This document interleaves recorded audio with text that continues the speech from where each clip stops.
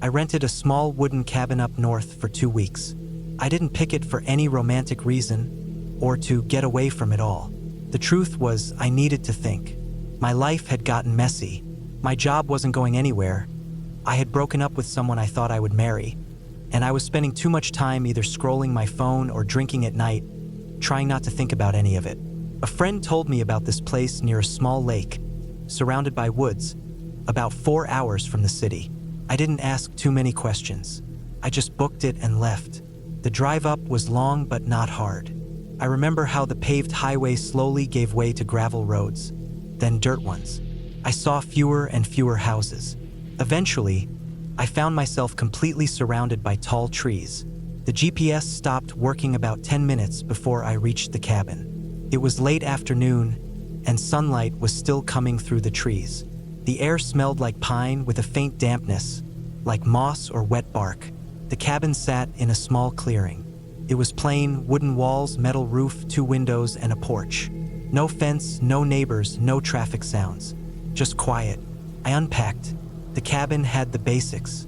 Small kitchen, 1 bedroom, a tiny bathroom with a pump-fed toilet, and a battery-powered shower setup that heated water using a propane tank. The electricity came from solar panels, and there was a backup generator with a nearly full fuel tank. There was no phone signal and no Wi-Fi.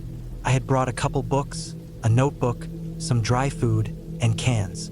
I also had a cooler filled with enough meat, cheese, and fruit to last a few days. The first 2 days were quiet. I walked near the lake, made coffee in the morning, sat outside for hours doing nothing. I watched birds and chipmunks and started writing in the notebook. I tried to keep my mind off work and relationships and just let the silence take over. It was peaceful at first, the kind of peace you don't get in a city. But by the 3rd day, I started noticing things that didn't quite fit. Started small, a footprint in the mud that wasn't mine. I had boots with a distinct heel, and this print was flatter, wider, and barefoot. It was near the edge of the clearing, almost hidden in the grass. I stared at it for a long time, wondering if it was from before I arrived. But the mud looked fresh. I checked around and didn't see more prints. I tried not to overthink it. Later that day, I went to get more water from the hand pump near the back of the cabin. As I bent down, I noticed something odd stuck between 2 planks under the porch, almost like a piece of cloth. I reached down and pulled it out. It was a torn strip of dark fabric, maybe from a shirt.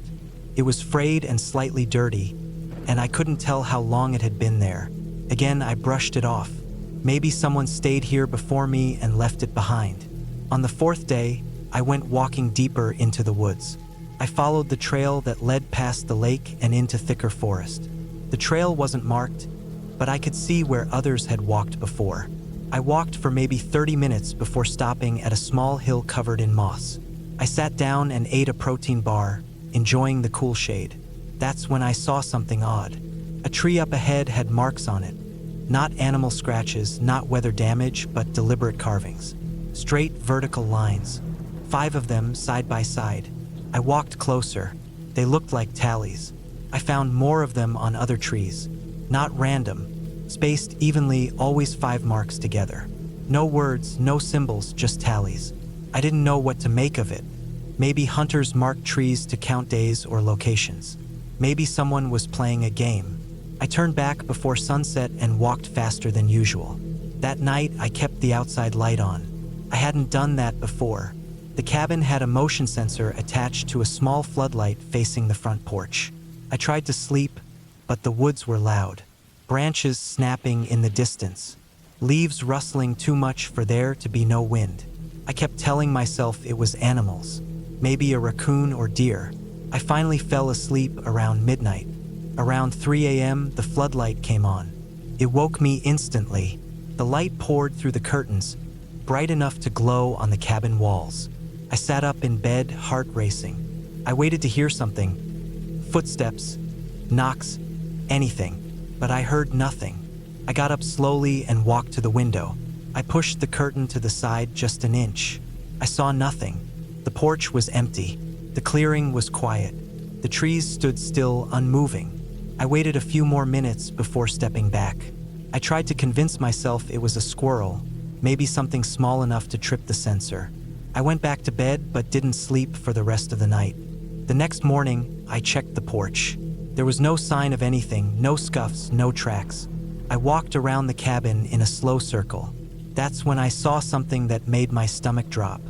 At the far edge of the clearing, just before the trees started, there was a pile of small rocks stacked together. 5 rocks. I hadn't seen it before, and I had walked that side multiple times.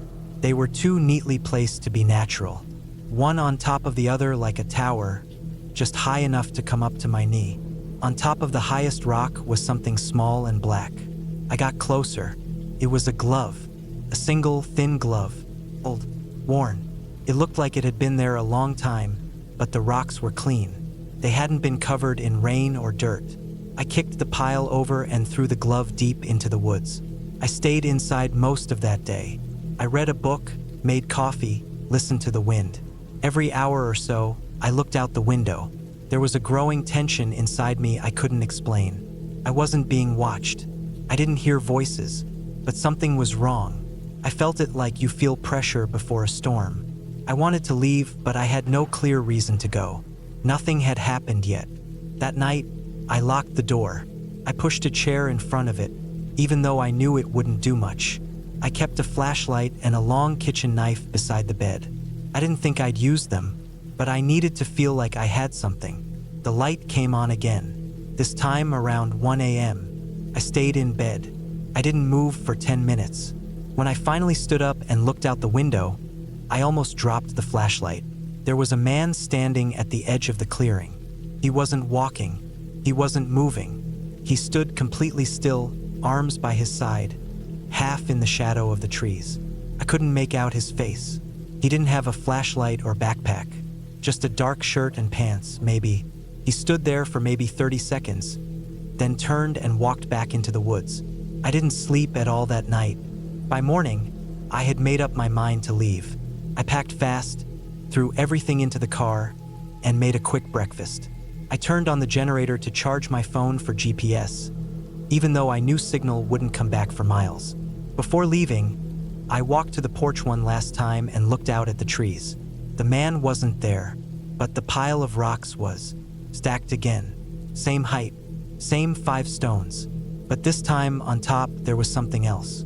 It was my flashlight, the one I had kept beside the bed. I hadn't packed it. It had been inside the cabin all night. My hands started shaking. I didn't know how to process that. I didn't go back inside.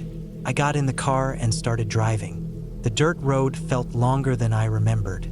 Trees seemed closer. The car bounced hard over uneven patches. I kept checking the mirror, half expecting to see someone running behind me. Eventually, the road turned to gravel, then pavement. Then I saw the first house in over an hour. I didn't stop. I drove straight until I got to a small diner near the highway and parked in the lot. I sat there for 10 minutes before going inside. I didn't tell anyone what happened. Not then. Not even now, not fully. People don't believe you when you don't have proof. No pictures, no videos, just your word. Just a story about a cabin in the woods and a man who never said a word. But here's the part that stays with me. A week later, I got a package at home. It had no return address. Inside was a single item, the flashlight. Same scratches on the side. Same battery brand I used. It was off. I turned it on. It still worked. I threw it in the trash and never looked back.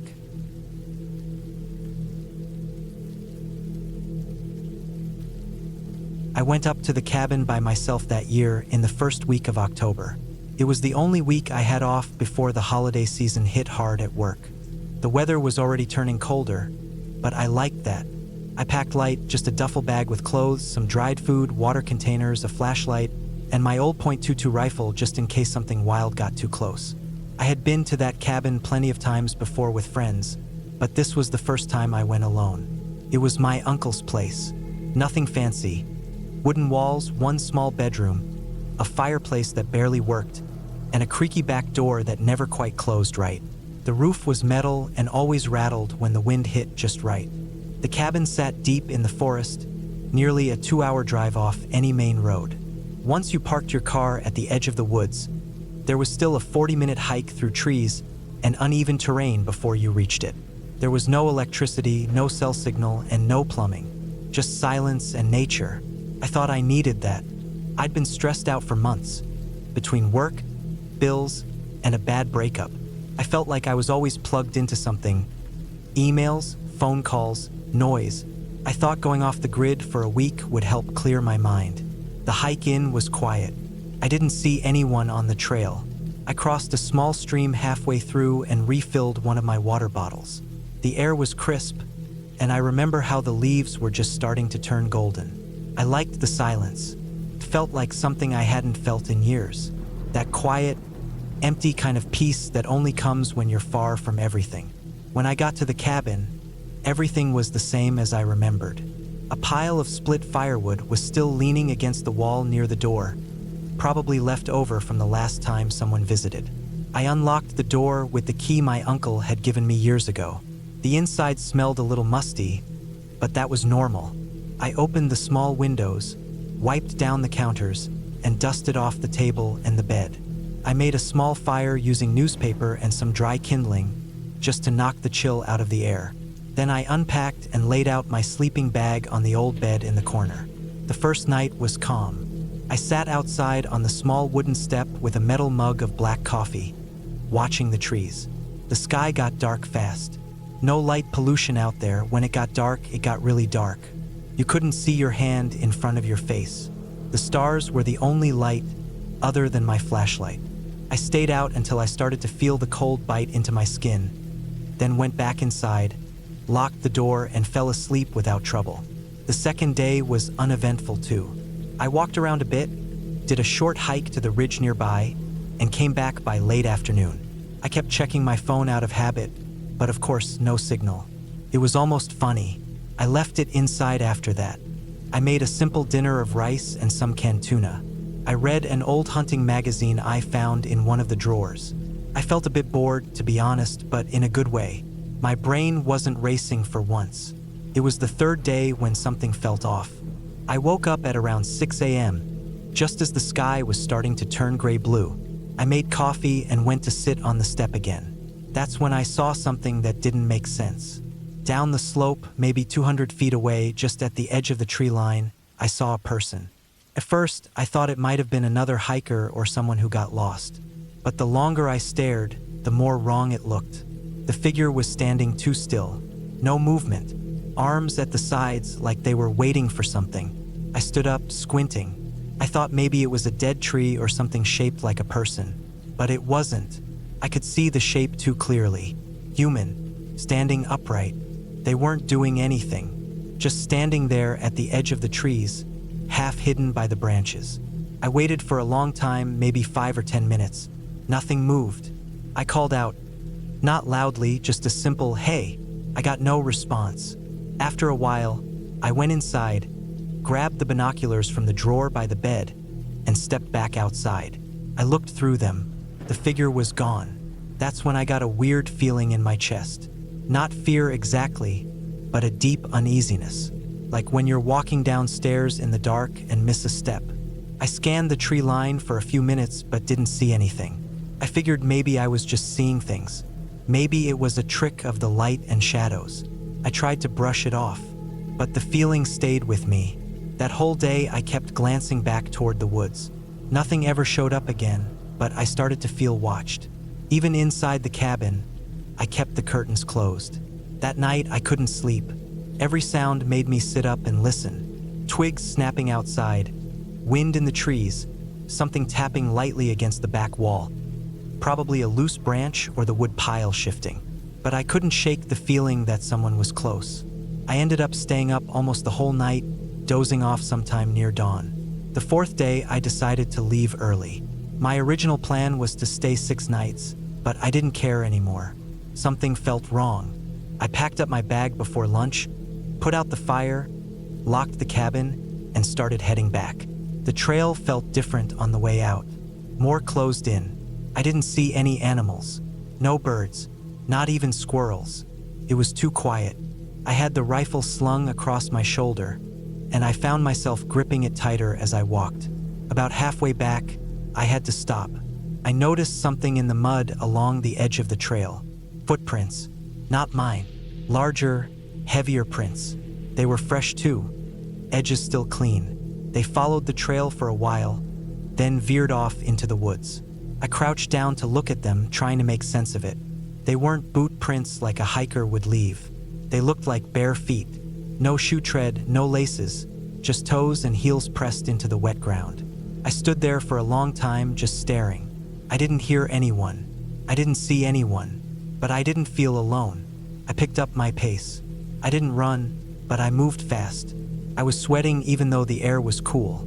When I finally reached my car, I threw the bag in the back seat, unlocked the driver's door, and got in. I didn't look around. I just started the engine and drove. On the way back down the dirt road, I checked my rearview mirror every few seconds. Nothing followed me, but I couldn't stop. I didn't even stop when I hit pavement again. I just kept going until I reached the next small town. There, I pulled into a gas station and sat in the parking lot for 10 minutes. I checked my phone. I had service again. Missed calls, texts, life trying to pull me back in. I didn't tell anyone what happened. Not then. Not for a while. People would just think I was being paranoid or making it up. But I knew what I saw. I knew what I felt. Something was out there, and it wasn't an animal. Over the next few months, I started doing research.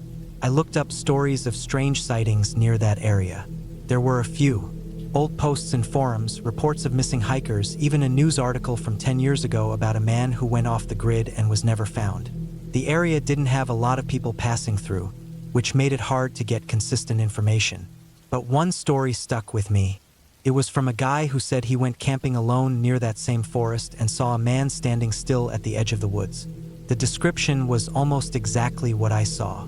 No details, no face, just a figure watching from the trees. I never went back to that cabin. I told my uncle the place was too remote for me. I lied and said I liked hotels better. He didn't ask many questions. Months passed. I started sleeping better. I tried not to think about it. But sometimes, I still dream about that forest. The silence, the figure, the footprints. I dream about waking up in the cabin and seeing someone standing at the window, just watching. I dream about walking back down the trail and hearing footsteps behind me, soft and steady. I thought I left it behind. But a few weeks ago, something happened that shook me. I came home from work and found a piece of paper taped to my door. It wasn't a letter or a threat, just a hand-drawn map of that forest, a red X marked near the cabin. I don't know who left it. I checked my security camera, but it glitched out for almost 6 hours that day, just static. The footage went dark right around the time the note must have been left. I've shown it to friends, but no one knows what to make of it. Now I live in a city far from there. I keep the windows locked. I don't go on hikes anymore. I don't travel alone. I still don't know who or what that figure was. I don't care if it was some unhinged person or a backwoods local living off the grid. I just know it wasn't supposed to be there, and I think it followed me. That cabin sits empty now. Last I heard, the roof collapsed during a storm. My uncle doesn't go there anymore either. He said the place gave him bad vibes after all these years. He never told me why. I didn't ask. But sometimes I wonder if someone else has seen the man in the tree line. If someone else walked out of that forest and never quite felt the same again. I hope I'm the last one. I really do.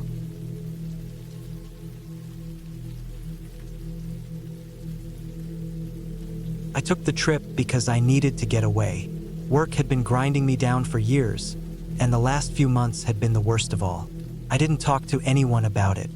I just waited for the first break in the calendar and booked the cabin. It was supposed to be quiet, peaceful, a few days away from everything. The place was deep in the woods, 4 hours from the city, and completely isolated.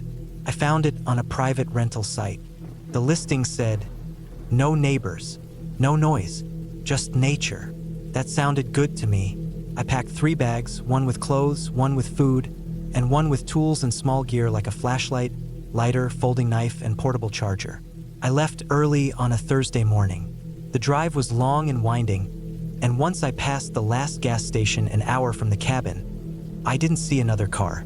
The last stretch was a narrow dirt road, not wide enough for two vehicles. Trees hung overhead, and fallen branches cracked under my tires. I remember feeling calm for the first time in weeks. There was no signal. My phone was already in airplane mode. The cabin looked exactly like the pictures. Small, old, made of dark wood. There were a few stairs leading up to a small deck, and a heavy front door with an iron latch. One small window on each side. The back was just trees. The woods behind the cabin were thick, quiet, and felt endless.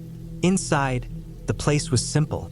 One large room with a fireplace, a small kitchen corner, a table, a chair, and a bed that looked like it had been built into the wall. There was a shelf with some books, a box of matches, and a few candles.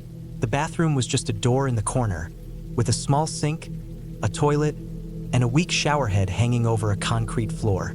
It was basic, but it was perfect for what I wanted. No noise, no people, no obligations. The first day passed without anything unusual. I unpacked, ate some sandwiches, walked around the cabin, and explored the woods nearby. There was a narrow path that led down a hill behind the cabin, which I followed for a bit. It twisted and turned, then opened up into a small clearing with dead leaves and some logs that looked like they'd been cut years ago. There were no signs of animals. I didn't even hear birds. When the sun went down, I lit a candle and sat by the fireplace. I tried to read, but I kept getting distracted by how quiet it was. The kind of silence that presses into your ears and makes your own heartbeat sound loud. I didn't realize how used I'd gotten to background noise. The hum of traffic, distant voices, phones buzzing. Out here, there was nothing, just the occasional pop from the firewood. I slept early that night, with a thin blanket over me and my phone on the floor beside the bed, even though it had no signal. The next morning was colder than I expected. I boiled water for instant coffee and stepped outside. The air felt heavier. There was a kind of fog between the trees. Everything looked dull. I stood on the deck for a while, just staring out into the woods. I wasn't thinking about anything. I just stood there and breathed. It was around the third day that I noticed something strange. I had walked the trail again, the one behind the cabin. I wanted to go farther this time. I took my flashlight even though it was still daylight. The path looked different than before. I know it was the same one. I recognized the fallen log and the broken stump, but something about it felt off. The trees seemed closer together. The ground was softer, like it had rained, but it hadn't. I walked slower than I did before. When I reached the clearing, I stopped. There were footprints. I froze the second I saw them. They were near the middle of the clearing, where the dead leaves were thinnest. At least 3 prints. They weren't mine. I hadn't gone that far into the clearing the day before. These prints were longer than mine, a little wider too. Bare feet, no shoes, no tread. I stood there staring for at least a full minute. The prints were fresh. The edges hadn't crumbled. Whatever made them did so recently. I didn't hear anything, but I looked around anyway. Trees on all sides. No movement. I didn't smell smoke or hear talking. Just that same silent pressure that filled the air every time I stepped into the woods. I slowly walked backward, not taking my eyes off the clearing until I was back on the narrow trail. I followed the same trail back to the cabin, moving faster this time. When I got back, I locked the front door, even though I was the only one out here. That night, I kept a flashlight in bed with me. I didn't sleep well. Every sound outside made me look toward the window.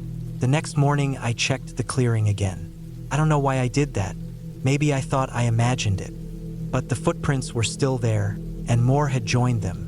Not a lot, just 2 new ones, like someone had walked a few steps and stopped. Still barefoot, still wide. I didn't walk any closer. I looked around again. The air felt still, like the trees were holding their breath. There was no wind. The sun was behind clouds. I turned around and walked straight back to the cabin. The days started to feel longer after that. I stayed inside more. I ate less. I kept checking the windows, looking out between the trees. There was no movement, no birds, no deer, just trees, still and heavy. That night, I didn't light a candle. I sat in the dark with my back to the wall. I felt like someone was watching. It was just a feeling, but a strong one, like a weight pressing on my chest. I tried to sleep, but I couldn't. Every time I closed my eyes, I pictured someone standing just outside the cabin, not moving, just standing. Around 3 a.m., I got up and walked to the window. I looked out into the woods behind the cabin, and I saw him. He was standing between the trees, not close, not far, maybe 20 or 30 feet. I couldn't see his face clearly, but I saw the shape of him. Tall, thin, completely still, not moving, not even swaying. He was facing the cabin, facing me. I dropped to the floor. I sat there for at least an hour, not moving. I kept the flashlight in my hand but didn't turn it on. My heartbeat was pounding in my ears. I felt cold all over. I waited until the first light of morning before I looked out again. He was gone. There were no tracks, no broken branches, but I knew what I saw. I didn't imagine it. I packed my bags by noon. I was planning to leave early anyway, but now I wasn't staying another night. I didn't even care about getting my deposit back. But when I tried to start the car, it didn't turn over. I tried again. Nothing. I opened the hood. I'm not a mechanic, but even I could see something was wrong. The cables connected to the battery had been cut. Clean, straight cuts, not chewed by animals. Cut. I didn't know what to do. I went back inside the cabin and locked the door. I tried calling for help, but there was no signal. I checked my phone 3 times. I even tried climbing a hill near the trail. Still nothing. Just one bar that blinked and then disappeared. I had food for another 2 days, maybe 3 if I stretched it. I thought about walking back to the last gas station, but it was at least 15 miles, maybe more, through unfamiliar woods. No trails, no roads, and someone was out there. That night, I blocked the door with the table and kept the flashlight in my hand the whole time. I didn't sleep. I didn't even lie down. I just sat against the wall and stared at the front door. Around 2 a.m., I heard something. A slow scrape against the outside wall of the cabin. I froze. It moved around the cabin, slow and steady. Not animal sounds, not claws. Something flat, scraping along the wood. I didn't move. I didn't breathe. Then it stopped. Silence. I waited until the morning light came through the window before I even stood up.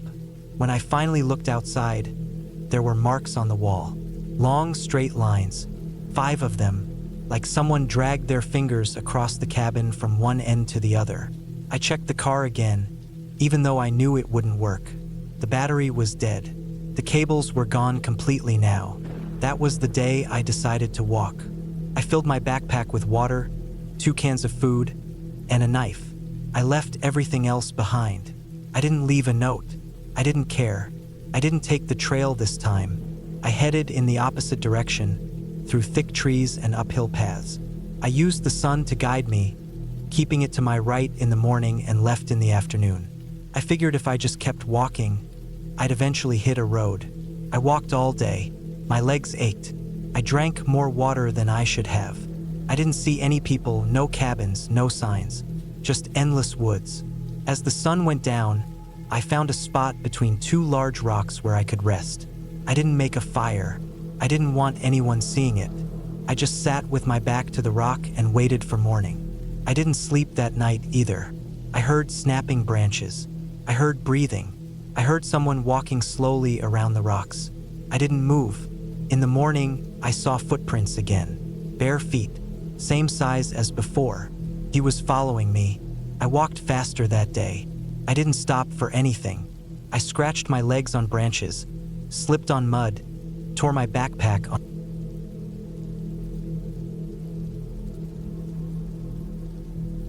It started as a simple plan to get away from everything for a week. I had taken time off from work for the first time in over a year. I didn't have any big travel plans or expensive vacations in mind. I just wanted to spend some time alone in a quiet place, away from the city noise, traffic, and people. A coworker of mine had mentioned a remote cabin he had stayed at a year ago.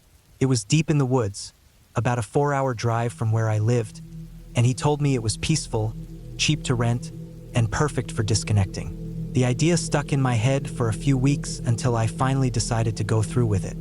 I went online, found the same cabin listing, and booked it for 6 nights.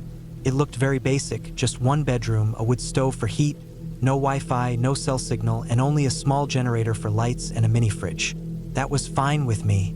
I didn't want distractions. I packed clothes, canned food, bottled water, a flashlight, 2 extra gas cans for the generator, a knife, a first aid kit, and a few books. I brought a notebook too, thinking I might write some things down while I was out there. I left early on a Monday morning. The weather was cold but clear, and the skies were a dull gray that looked like it might snow later in the week. The drive was long and boring at first, 3 hours on paved roads, then another hour on rough, dirt trails that twisted through tall pine trees and past frozen creeks. My GPS gave out halfway through the last part, so I relied on printed directions the rental owner had emailed me. I double-checked the route a few times, but everything matched what I was seeing. Eventually, I found the narrow turnoff for the cabin. The trail led up a slight hill, then opened into a small clearing surrounded by thick trees on every side. The cabin sat in the middle of the clearing, small, with dark brown wood, a sagging roof, a metal chimney, and a tiny front porch with 2 cracked wooden chairs. It looked older than the photos, but it didn't bother me. I was expecting rustic. I turned off the car and got out. The air was colder than it had been all day. It was quiet. Not the kind of quiet you get in your bedroom at night, but a dead silence that almost made my ears ring. No cars, no wind, no animals even. Just stillness. I walked around the place slowly before bringing in my bags. The front door creaked when I pushed it open. The inside was as simple as I expected. A small kitchen area to the left with a sink, some dusty shelves, and the generator-powered fridge humming low. A worn couch sat in front of a little brick fireplace. The bed was tucked into the corner near a single window. There was a bathroom too, with an old toilet and a cold water shower. The generator switch was near the back door, and I flicked it on to test it. The ceiling light flickered for a second, then stayed on. Everything worked. That first day, I didn't do much. I unpacked, read a little, went outside to walk around the area, and just tried to relax. I kept my phone off since there was no signal anyway. I slept early that night. It got dark fast, and the only sound I heard was the wind brushing lightly against the trees. The next morning, I woke up around 6:30 a.m. It was still dark out. I made instant coffee using a small camping stove I had brought and stepped out onto the porch. I stood there a while, sipping the coffee slowly, watching the trees. The cold stung my nose and ears, but the quiet was calming. I didn't see any animals or birds. The woods looked dead, frozen stiff. Later that morning, I walked out into the woods with a compass and a trail marker I'd set near the cabin so I wouldn't get lost. I didn't go far, just a 30-minute loop and back. The air felt heavier the deeper I went, and I kept looking behind me even though I knew nothing was there. When I returned to the cabin, I made a quick lunch, wrote in my notebook for an hour, then sat outside again. The whole day went by slow, peaceful, uneventful. But that night something felt off. It was around 9 p.m. I had turned off the generator, used the bathroom, and climbed into bed. I was staring at the ceiling when I heard something faint outside. It sounded like slow, crunching footsteps in the snow. I sat up in bed. My heart started beating faster. I stayed still, listening. The noise stopped. I got out of bed slowly and moved toward the window. The glass was cold, and all I saw outside was darkness. I flipped on my flashlight and pointed it out the window. Nothing. Just the porch, the trees, the snow-covered ground. I told myself it was probably an animal, maybe a deer. I tried to forget about it and went back to bed, but I didn't sleep much that night. The next morning, I checked around the cabin for tracks. I found some. They were near the side of the house, close to the window by the bed. The prints looked like boots. Human. I followed them for a few feet, but they disappeared into a patch of dead leaves and frozen ground. I stood there, staring into the woods, trying to see if anyone was out there. Nothing moved. I didn't know what to do. There was no signal to call anyone. I thought about packing up and leaving, but I talked myself out of it. I didn't want to overreact. Maybe someone had passed through randomly, maybe a hunter. Maybe someone got lost. It still didn't explain why they'd walk up to the cabin in the middle of the night, but I tried not to think about that part too much. That afternoon, I stayed close to the cabin. I didn't go out hiking. I felt watched, even though I saw no one. Around 4 p.m., I heard something again, this time behind the cabin. It was faint, like something stepping on a branch. I ran around the corner, flashlight in hand, but again, no one was there. That night, I didn't sleep at all. I sat in the bed fully dressed with the knife in my hand and the flashlight in the other. Around 2 a.m., I heard tapping on the back window. Just one light tap, then another. Then it stopped. My mouth was dry. My body was frozen in place. I didn't move for over an hour. Eventually, I got up, walked slowly to the kitchen, and turned the generator back on to light up the cabin. I didn't want to sit in the dark anymore. I stayed like that until morning. By now I was done. I packed everything before the sun even rose and put it all back into my car. I planned to leave as soon as it got bright enough to see the trail clearly. But just before I was about to leave, I saw something that made me stop cold. There were fresh boot prints again. This time they were all around the cabin, circling it. Someone had walked around my cabin while I was inside. The prints were deep, and based on how clear they were made not long before I came out. That meant whoever it was had been there while I was awake and packing, maybe even watching. I looked at the tree line. Every shadow looked like someone standing still. I got into the car, locked the doors, and started the engine. I reversed out of the clearing and back onto the trail. My hands were shaking. I kept looking in the mirrors, half expecting someone to come running out of the woods behind me. It took almost an hour to reach a road with a signal. I pulled over and called the rental owner, told him I was leaving early, and mentioned that someone had been lurking around. He sounded surprised but didn't say much. I also called the local police station once I got to a town, just to report it. They said they'd send someone to check, but I never heard back after that. When I got home, I couldn't stop thinking about it. I kept going over the noises, the footprints, the tapping on the window. It felt like someone had been watching me since the day I arrived. They were careful, quiet, maybe even experienced. They never tried to break in. They never showed themselves, but they were there. A few weeks later, I looked up the area online again. There had been a few missing person cases from hikers in the same forest. Not many, but enough to make me uneasy. Some were never found. One guy had left a journal behind at his campsite, and in it, he wrote about hearing footsteps at night and seeing someone just out of view before he disappeared. That's when I realized how lucky I was to leave when I did. If I had stayed just one more night, I don't know what would have happened. I don't think they wanted to rob me. I don't think it was some random person lost in the woods. I think someone was waiting for the right moment, and I think they were going to kill me.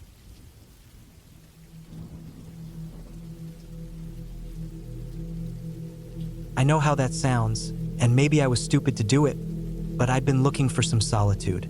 I was in my mid-30s, single, no kids, and I'd just gone through a long stretch of burnout from my job. I'd spent nearly a decade working in IT support, stuck in a chair all day, dealing with people yelling over the phone, managers breathing down my neck, and barely any real time off. My doctor told me I needed a break. I took a short leave once, but it wasn't enough. I felt like I was about to snap. One night, while sitting in my apartment with a cold can of beer and my laptop open on my stomach, I came across a listing for land deep in a wooded part of the country. The photos weren't great, but it was supposed to come with a small cabin, barely furnished, about 20 years old, and completely off the grid. Solar panels. No plumbing, just a well and a composting toilet. No neighbors for miles. The nearest town was about 30 miles away. Dirt roads led into the trees and just ended near the cabin. The owner said it was a peaceful place, good for writing, resting, or resetting. That's exactly what I wanted. I had some savings and a little in retirement that I could dip into. I did something impulsive. I contacted the seller, sent the money after a few checks, and in 2 weeks, I got the papers in the mail. No one stopped me. I didn't tell many people either. I packed up some gear in my SUV, tools, food, a few jugs of water, my small generator, a cooler, and some clothes. I printed the directions from a file the owner had sent. GPS wouldn't work that deep in the forest, so the instructions were all based on landmarks and mile markers. The whole thing felt weird but exciting. I felt like I was finally doing something different with my life. The drive from my apartment took about 10 hours. The first part was easy: highways, small towns, gas stations. Then it started getting quieter. After the last town, I didn't see another car for nearly an hour. The paved road turned to gravel, then to rough dirt with grass growing in the middle of the tracks. Trees pressed in close, thick pines and tall oaks, and I kept checking the notes to make sure I hadn't missed a turn. It was early evening when I found the cabin. It was small, square, with dark wood siding, a steep metal roof, and one porch that sagged a little. There was an old red truck parked off to the side, half covered in a tarp, long dead from the looks of it. The cabin sat in a small clearing with trees surrounding it in every direction. A few tree stumps were scattered around the grass, and the air smelled like pine needles and old wood. I parked, stepped out, stretched my legs, and walked up to the door. It was unlocked, just like the owner had said. The inside was musty but clean enough. One room with a bed, a small desk, a propane stove, and a wood-burning stove in the corner. The floor was uneven, and the window had a crack across the corner. There was a solar battery set up on one wall, connected to a few panels out back. I stayed out there the first night just setting up. I unpacked my stuff, aired out the bedding, checked the battery, and fired up the small generator just to test it. I grilled some canned meat on the stove and listened to the wind in the trees. It was dead quiet otherwise. No cars, no music, no city sounds, just wind and leaves. That first night I slept deeply. I hadn't slept like that in years. The air was cool and I had the window cracked a little. The silence felt thick but calming. I spent the next few days just unwinding. I read books, hiked a little around the area, cut some branches, explored the property, and cooked over the fire pit outside. There wasn't much cell service, so I had turned my phone off. I kept a small notepad where I wrote random things. Dreams I had, things I wanted to do after this break, and just how I felt. For the first time in forever, my mind was quiet. I could hear my own thoughts. But after the 5th day, I noticed something strange. When I went to get water from the well, just a basic hand pump one near a shed, I found a small piece of cloth stuck on one of the handles. It was red and torn, like from a flannel shirt. It wasn't mine. I hadn't worn anything like that. I figured maybe it had been stuck there before I arrived. I left it alone. Later that evening, I walked deeper into the woods, just wanting to stretch my legs before dinner. I followed a trail behind the cabin, not really thinking much. The trees were tall and crowded. It was a little darker than usual under there. I walked for maybe 20 minutes, trying to remember some of the turns, until I saw a boot print in the dirt. It wasn't mine. It was bigger than mine and newer. Deep tread, probably from a heavy boot, and the print was pressed clean into the mud like someone had walked by that same day. I stood there a minute. My heart started beating faster. I looked around, but I didn't see or hear anything. I turned back and walked fast the whole way, looking over my shoulder a few times. I locked the cabin door that night. There was no lock at first. I added a simple deadbolt from the supplies I brought. I installed it on the inside just to be safe, though I hadn't expected to need it. Now I was glad I did. The next morning, I walked back to the trail to see the boot print again. It was still there. I looked around for more, and sure enough, I saw 2 more prints further up. Whoever it was had been walking in the same direction I had been going the day before. I didn't go farther. That day, I stayed close to the cabin. I felt like someone had been near me. I couldn't prove it, but the way those prints were spaced, it didn't look like someone just passing by. It looked like they had been standing for a bit. That night, I barely slept. I kept waking up, listening. I thought I heard branches snapping once, but I told myself it was probably a squirrel or a deer. The trees were full of animals. It wasn't unusual to hear small noises, but something about the timing of those snaps, they felt paced, like footsteps. The next morning, I found something new. Near the fire pit where I cooked, a piece of bark had been placed on top of a stump. It hadn't been there the day before. I was sure of it. It wasn't just bark that had fallen. It had been placed flat, like someone had left it there, and scratched into it was a symbol, a triangle with an X through it. carved rough with a knife or maybe a nail. Not deep, but clear. I picked it up, then dropped it. My skin crawled. I looked around the woods. Nothing moved. Everything felt still. I decided to carry my hunting knife with me after that. I brought it just for chopping wood or scraping stuff, but now I carried it clipped to my belt everywhere I went. I also decided to check out the old red truck. It had been sitting there the whole time, but I hadn't really looked at it. The tarp was heavy with water in some places, and I pulled it off carefully. The truck was in worse shape than I thought. Rusted out. The windshield was broken on one side, but the driver's side door was slightly open. Not wide, just barely. Like someone had gotten out and left it that way. I opened it. The inside smelled like mold and old oil. There were old receipts, a thermos, and a cracked dashboard. But something else caught my eye. A map, folded and stained, tucked between the seats. I opened it. It was a hand-drawn map of the woods. Not a professional one. More like a personal sketch, drawn with pencil and some colored lines. There were circles and notes written beside them. Cabin was marked, along with North Trail, Creek Bend, Trap Spot, and something that said stay away with a circle around it. That spot was about a mile north of the cabin. I took the map back inside. I stared at it all evening. Something about the phrase stay away bothered me more than anything else. Who had written that? Why was it in a truck left here years ago? Why hadn't the previous owner mentioned anything about it? I thought about leaving the next day. I really did, but I didn't want to overreact. I told myself maybe someone else had used the land in the past. Maybe hunters came through sometimes. The place was remote, but not impossible to reach. I'd driven there, so could someone else. Still, that night I stayed up late. I kept the lights low and sat near the window. I didn't want to sleep.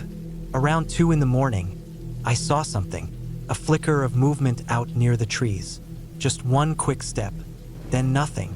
I stared for a long time, not blinking. Then I saw it again, a shape moving between the trees. Too big to be a deer, too slow to be an animal. It stood still for a long time.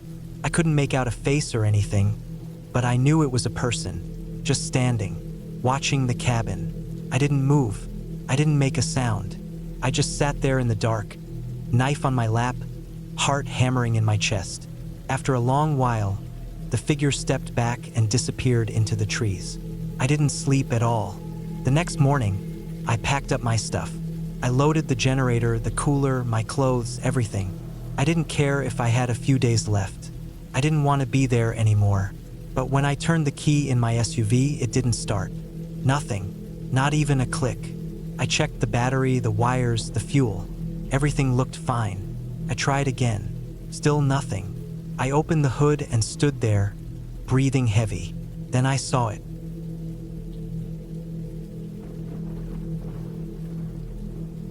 I don't usually talk about that weekend, not because I'm trying to forget it, but because most people don't really get why I did what I did. They always think I'm making it sound more dramatic than it was, or that I'm trying to get attention. But it wasn't like that. I just wanted some time alone to clear my head. I thought going back to the old cabin would help. Didn't. It started with a simple plan. A long weekend, Friday to Monday. I packed my things late Thursday night after work. I took my sleeping bag, warm clothes, a small propane stove, dry food, water, my knife, 2 flashlights, batteries, and a bunch of other stuff I figured I might need. I'd been to the cabin before a few years earlier with some friends. Back then, it didn't seem creepy at all. It was old, yeah, and isolated, but we had music, firewood, drinks, and each other.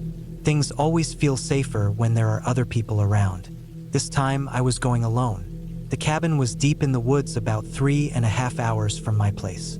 The last part of the trip was a rough dirt trail that wasn't on any GPS. I had to go off memory and a few old paper directions I'd saved. It had been so long that I wasn't sure if I'd find it at all. Still, around 6 p.m. on Friday, just before sunset, I saw it again. It looked smaller than I remembered. The roof was still intact, but the wood siding looked more gray than brown, like time had drained the color out of it.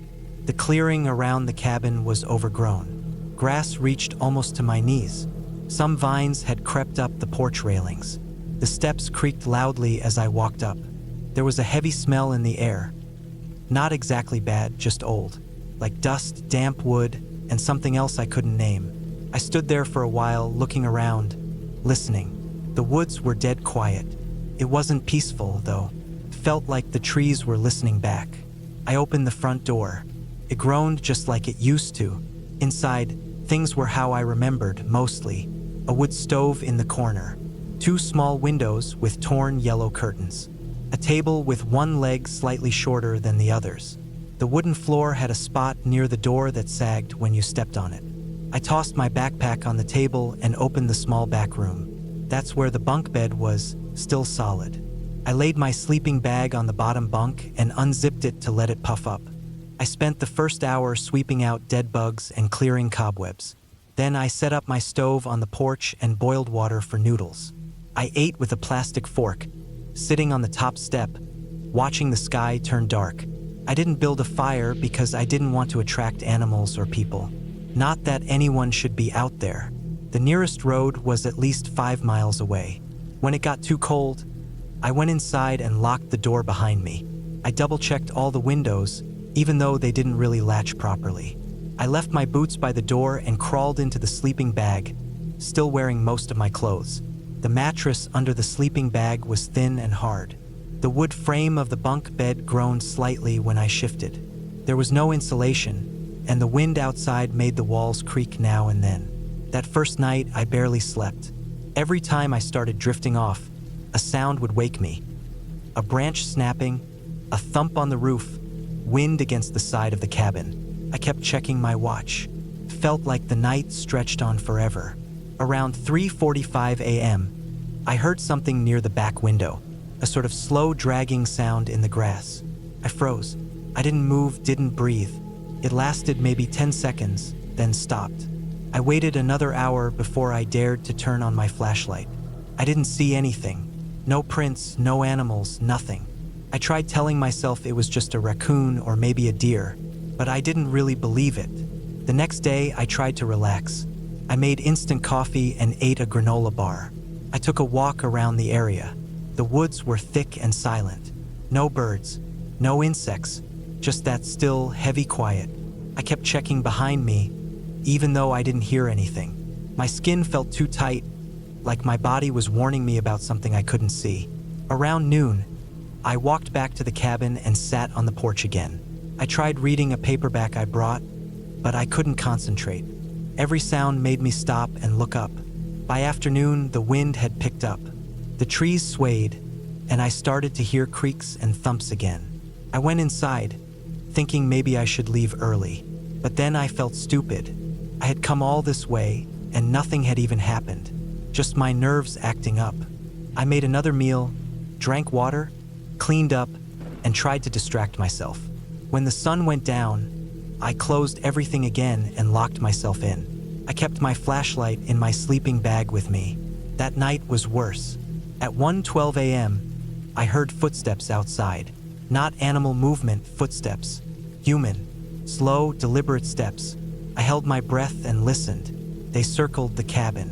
The boards on the porch groaned under the weight. I didn't move. I didn't even blink. I felt sweat on my forehead, but I was cold all over. Then the footsteps stopped. Silence. Then the sound of the doorknob turning slowly. Once, twice. It didn't open. The footsteps moved away. Then nothing for the rest of the night. I didn't sleep at all. In the morning, I looked around outside. No prints. The ground was too hard and dry. But I knew what I heard. I packed some stuff into my bag, ready to leave early. But the idea of walking 5 miles to the car with someone possibly watching made me hesitate. If someone was out there, they could follow me, or wait for me. At least in the cabin, I had walls. So I stayed one more night. That was my biggest mistake. All day, I stayed alert. I didn't go far. I sharpened my knife on a flat rock, cleaned my gear, rationed my food. The air felt heavier, like a storm was coming.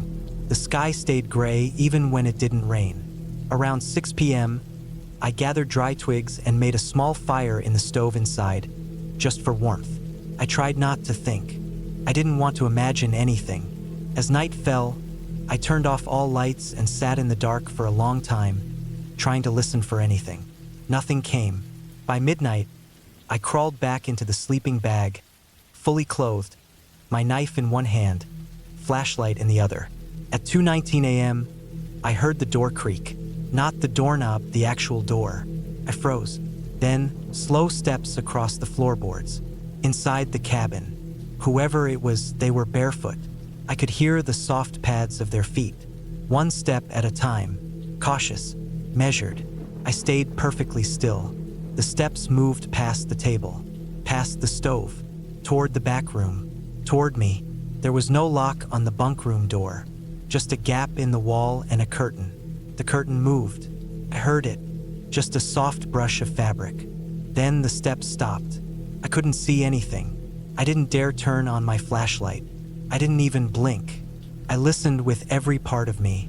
The person stood there, watching, for 5 minutes, 10, maybe more. Then slowly they walked away. No rush, no panic. They left the cabin. I didn't sleep. At sunrise, I ran. I didn't even eat. I grabbed my bag and ran the full 5 miles to my car, checking over my shoulder the whole time. I didn't see anyone. The car was fine. I jumped in and drove without stopping until I reached a gas station on the main highway. I stayed there for almost an hour before continuing home. I didn't tell anyone. Not right away. Not because I was afraid they wouldn't believe me, but because I wasn't sure what I'd really experienced. No one broke in. Nothing was stolen. I didn't get hurt, but I knew someone was out there. Someone had come into the cabin. A week later, I called the local sheriff's office. I didn't give my name. I just said that someone might be squatting or wandering near the old trails where the cabin was. The person on the phone said they'd send someone to check. I never followed up. Months passed. I started sleeping better, but I couldn't forget the way those steps had sounded. Careful, like someone who didn't want to be heard but didn't care if they were seen. Like someone who had done this before. I don't know who it was. I don't know what they wanted. Maybe they were just passing through. Maybe they were watching the cabin for a while. Maybe they'd been living nearby. I only know this. They didn't come to steal anything. They didn't knock. They didn't shout. They didn't run. They watched. They waited. And they left only because I didn't move. That cabin is still out there, I guess. Probably falling apart by now. But I will never go back. Not because of ghosts. Not because of stories. Because I know there's at least one person out there who moves through the woods without a sound, who doesn't mind waiting in the dark, and who walks barefoot on cold wood floors in the middle of the night. And maybe next time they won't just watch.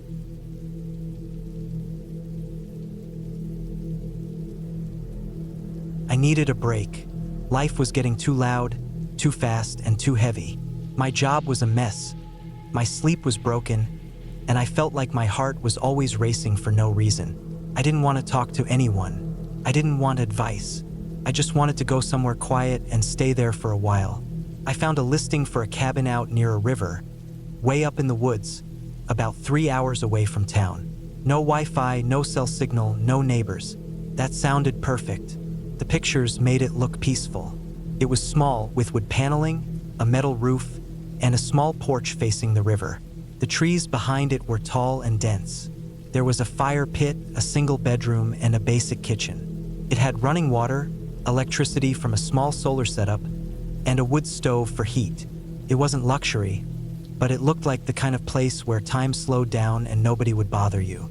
I booked it for 2 weeks. I left early on a Sunday. I packed everything I thought I might need: canned food, bottled water, a small cooler with frozen meals, a flashlight, knife, some books, a first aid kit, my sleeping bag, and even some tools in case something broke. I didn't know what I'd run into out there, and I didn't want to drive back if I didn't have to. The drive was long and quiet. Once I passed the last gas station, I didn't see any cars for over an hour. The road turned from asphalt to gravel, then narrowed down to a single-lane dirt track. There were no signs, just GPS instructions I downloaded before I lost service. The trees kept getting thicker and taller. My tires kicked up dust, and I drove slow, careful not to bottom out or get stuck. Eventually, I saw it, the cabin, just like the pictures, tucked into the trees about 50 feet from the river, with a path leading down to the water. There was an old rowboat tied to a little dock. The place looked untouched, like nobody had been there in a while. That made me feel good. I unpacked slowly. I moved my gear inside, opened the windows to let the air in, and sat on the porch for a while, just listening. No cars, no voices, just wind, water, and the creak of trees swaying. That first night was calm. I heated up a can of soup, made some instant coffee, and sat near the wood stove until I felt sleepy. I locked the door and crawled into the small bed. The mattress was thin, but I didn't care. It was quiet, real quiet, so quiet it felt like the world had stopped spinning. But the second night, things changed. I woke up around 2 a.m. I didn't know why. No sound, no light, just that strange, still feeling that something was different. I sat up slowly, rubbed my face, and looked around. The window above the bed showed only blackness. Not even the moon. My ears strained for noise, but there was nothing. That kind of nothing that feels too empty. I thought maybe a dream had woken me, or maybe my body just hadn't adjusted to the silence yet. I lay back down, pulled the sleeping bag tighter, and waited for sleep to come again. But then I heard it. A soft crack outside, like a stick snapping. Not close, but not far either. My eyes opened wide. I held my breath. Maybe it was just a branch falling, or a deer. Then another sound, dry leaves crunching. Slow. One step, then another, then silence again. It was near the side of the cabin. I didn't move. I didn't want to make a sound. My mind tried to explain it. Animal, raccoon, maybe even a bear. But the steps didn't feel like an animal. They felt human, heavy but slow. Someone walking carefully, like they didn't want to be heard. But they were heard. After a long minute, I heard the sound again, this time on the porch. A faint creak, the kind you only hear when someone shifts their weight on old wood. Then nothing. I lay there, frozen, listening so hard that my head started to hurt.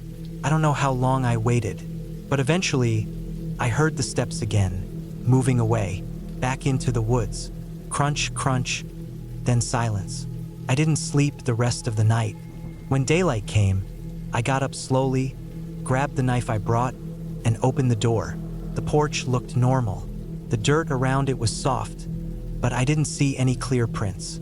Still, I knew I'd heard someone, or something. I told myself I was overreacting. Maybe it had been a large animal. Maybe my ears had played tricks on me. I spent the rest of the day trying to forget it. I read, made food, and walked by the river. I didn't see anyone, not even a plane overhead, just birds and wind. That night, I didn't sleep well. I kept waking up, heart pounding, at every sound. Nothing came, though. The night passed without anything strange. The next few days were better. I settled into a rhythm. I wrote in a journal, collected some firewood, and even went fishing by the river, though I didn't catch much. I still kept the knife nearby just in case. But nothing happened. I started to feel silly for being scared. But on the sixth night, something happened again. I woke up around 3 a.m. this time, not from a sound, but from cold. The fire had gone out, and the cabin felt like a freezer. I got up, shivering, and went to the wood stove. I added some kindling, then a log, and lit it. As the fire grew, I sat back, rubbing my hands. That's when I noticed something. The door wasn't locked. I always locked it before bed. I checked it every night. But now the deadbolt was turned the wrong way. My whole body went cold, even with the fire behind me. I stared at the door for what felt like forever. Had I forgotten? No, I was sure I hadn't. I didn't drink, didn't take anything to mess with my memory. I locked that door. I got up slowly, knife in hand, and opened it. The porch was empty, but there were tracks now. Muddy ones, not boots, not shoes, bare feet, human feet. One set, leading away from the cabin, down the steps, off into the woods. I followed them just to the tree line. They went between the trees into the thick brush. Then they vanished. I went back inside and locked the door. This time I jammed a chair under the knob too. I didn't sleep the rest of the night. The next morning I considered leaving. But I kept telling myself I was imagining things, that someone had wandered by, maybe some drifter, and left. I was armed. I had a car. I could leave if I really had to. I stayed. That was a mistake. From that night on, things kept happening. Small things at first. I'd find the window by the sink open when I hadn't touched it. The rowboat would be untied and floating a few feet from the dock. My firewood pile looked like someone had dug through it. Then the larger things started. One morning I found a dead rabbit on the porch. Not eaten, just dead. Lying there, stiff, eyes open. Then a few days later, I found one of my shirts missing from the clothesline. Just one. The rest were untouched. Then the worst thing happened. It was the 10th night. I had just finished eating and was sitting on the porch with my flashlight beside me. The sun had gone down. Everything was still. That's when I saw something move between the trees. Just a flicker of movement. I turned my light on and aimed it. Nothing. Then another movement, this time closer. A figure. Someone. Standing behind a tree, half hidden. Watching me. They didn't run. They didn't speak. They just stood there. I stood too, knife in one hand, flashlight in the other. I stared at them for a long time. I couldn't see their face clearly, just a pale shape. Then they stepped back behind the tree and were gone. I packed that night. I was leaving at first light. But when I woke up, my car wouldn't start. The battery was fine. The fuel gauge showed full. But when I turned the key, nothing happened. Not even a click. I opened the hood and checked everything I could. I wasn't a mechanic, but nothing looked disconnected. Still, it was dead. I was stuck. I considered walking back. The nearest gas station was over 20 miles away. I had enough food to last a few more days, maybe even the full 2 weeks. But I didn't feel safe anymore. I tried to keep busy, but every sound made me jump. Every breeze through the trees felt like someone watching. At night, I stopped sleeping. I sat by the fire with the knife in my hand, light on, staring at the door. I was going insane. Then, on the last night, it happened. I was inside, pacing, fire crackling, my hands shaking. I heard the sound again. Footsteps, on the porch. Then the door handle turned. It didn't open, the chair was still wedged under the knob. But it moved, slowly like someone testing it. Then a sound scraping. Something dragged along the outside wall of the cabin. A slow, drawn-out scratch from the front window to the side. I didn't breathe. Then silence. I waited for hours. When the sky finally started to lighten, I opened the door. Nothing. Just trees. Just quiet. But on the wall, scratched into the wood, was one word. Stay. That was it. When daylight came, I packed everything. I tried the car again. Nothing. I left it. I took my backpack.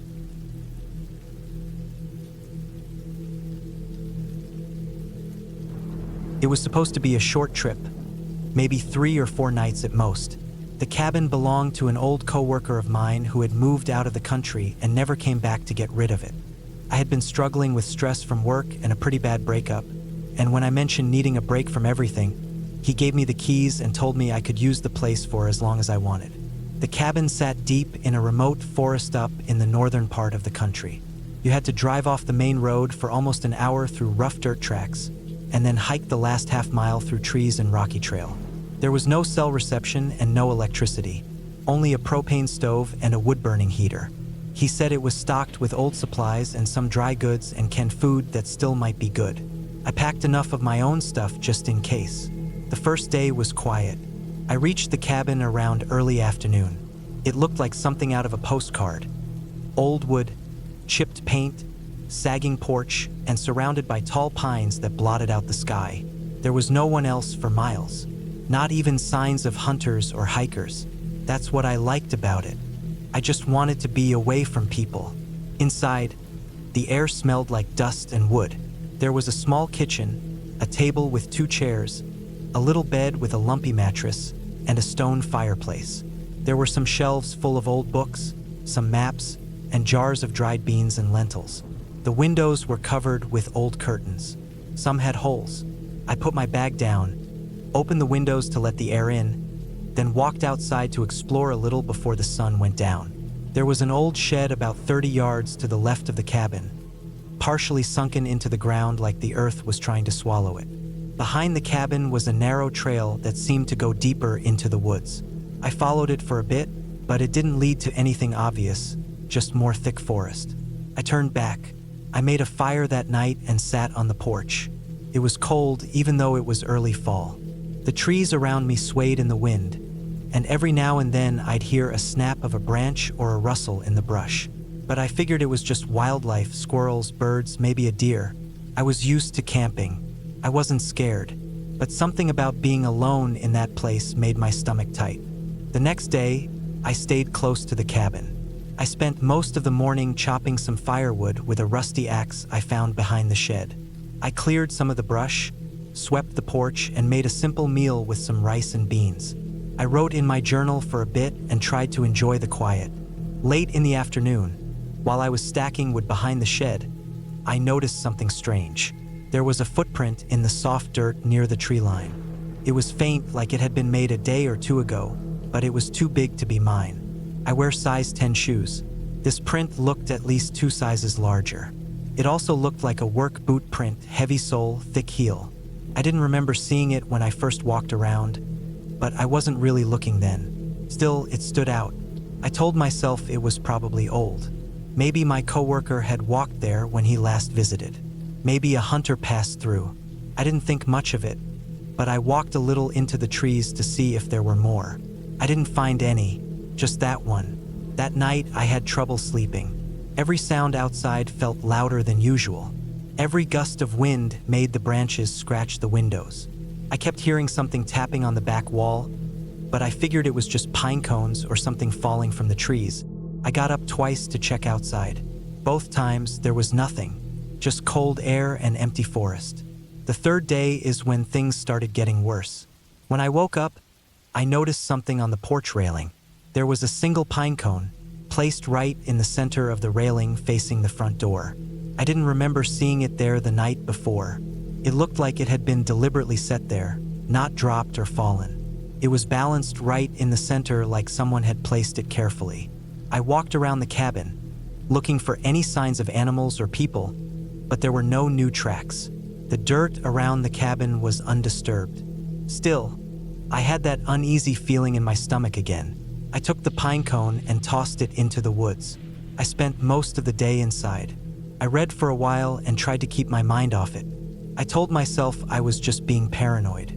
But the thing is, once you start feeling like someone's watching you, it doesn't really go away. Even if nothing happens, that feeling stays. It sticks to your skin. That night, I decided to go to bed early. I didn't light a fire. I just stayed in the bed with my flashlight nearby and tried to keep calm. Around 2 in the morning, I woke up to a thud. It wasn't loud, but it was clear. It sounded like something hit the porch. I stayed in bed, listening. Then I heard it again. A second thud.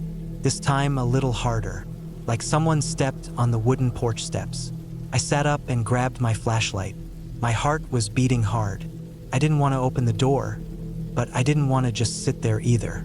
I stood by the window and looked out through the hole in the curtain. There was someone standing at the edge of the woods.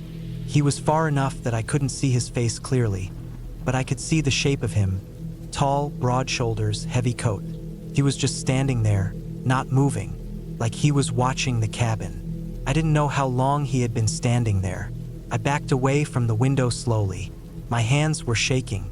I turned off the flashlight and sat in the dark for almost an hour.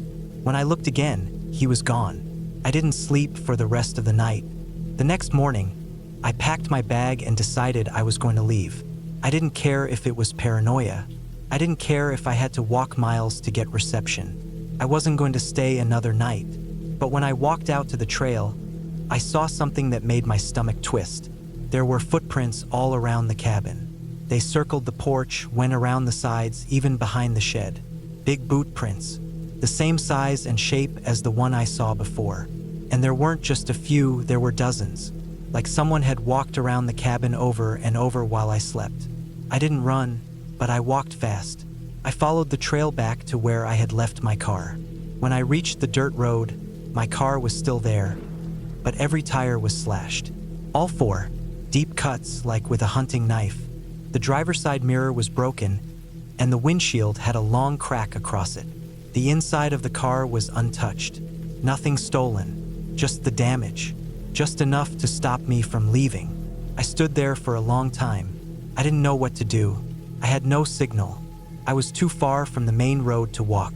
I had food and water back at the cabin, but I didn't want to go back. I made the decision to hike toward the road anyway. I packed only what I needed: water bottle, flashlight, knife, and some energy bars, and I walked fast. I didn't stop to rest. I just kept walking, following the direction I remembered driving in. But the forest here was dense, and without GPS, I wasn't sure I was even on the right path. After several hours, it started to rain. The trail disappeared under mud and water.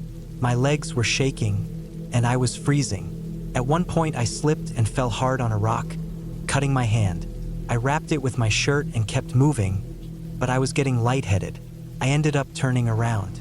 I didn't want to, but I couldn't keep going. I told myself I'd go back, get some rest, and try again in the morning. Maybe build a signal fire.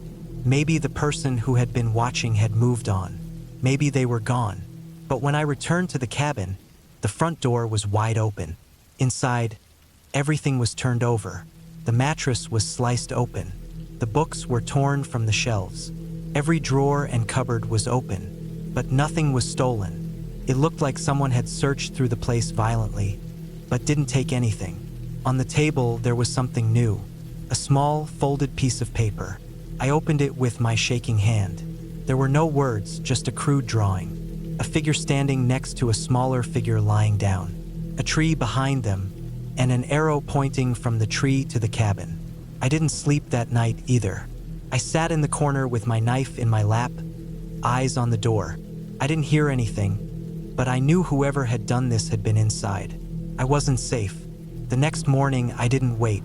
I left the cabin and hiked toward higher ground, hoping to get a signal. I climbed until I could barely breathe. I held my phone up as high as I could. After almost 2 hours, I got one bar. I sent a message to my friend. Just one sentence. Send help to the cabin now. Then I waited. An hour later, a helicopter flew over the forest. It circled, then lowered enough for me to wave. They spotted me and dropped a rescue basket. I climbed in. I didn't even look back at the cabin. When we landed at the ranger station, they asked me what happened. I told them everything. They said there had been reports in the past about squatters and drifters in that area. A few cabins had been broken into. Some campers had gone missing years ago but were never found. They sent a team to the cabin the next day. They found boot prints, the same large ones, but no person. They never caught anyone. I sold my car for scraps and never went back. The worst part isn't what happened. It's what I keep thinking about. How long had he been watching? How many nights had I been asleep?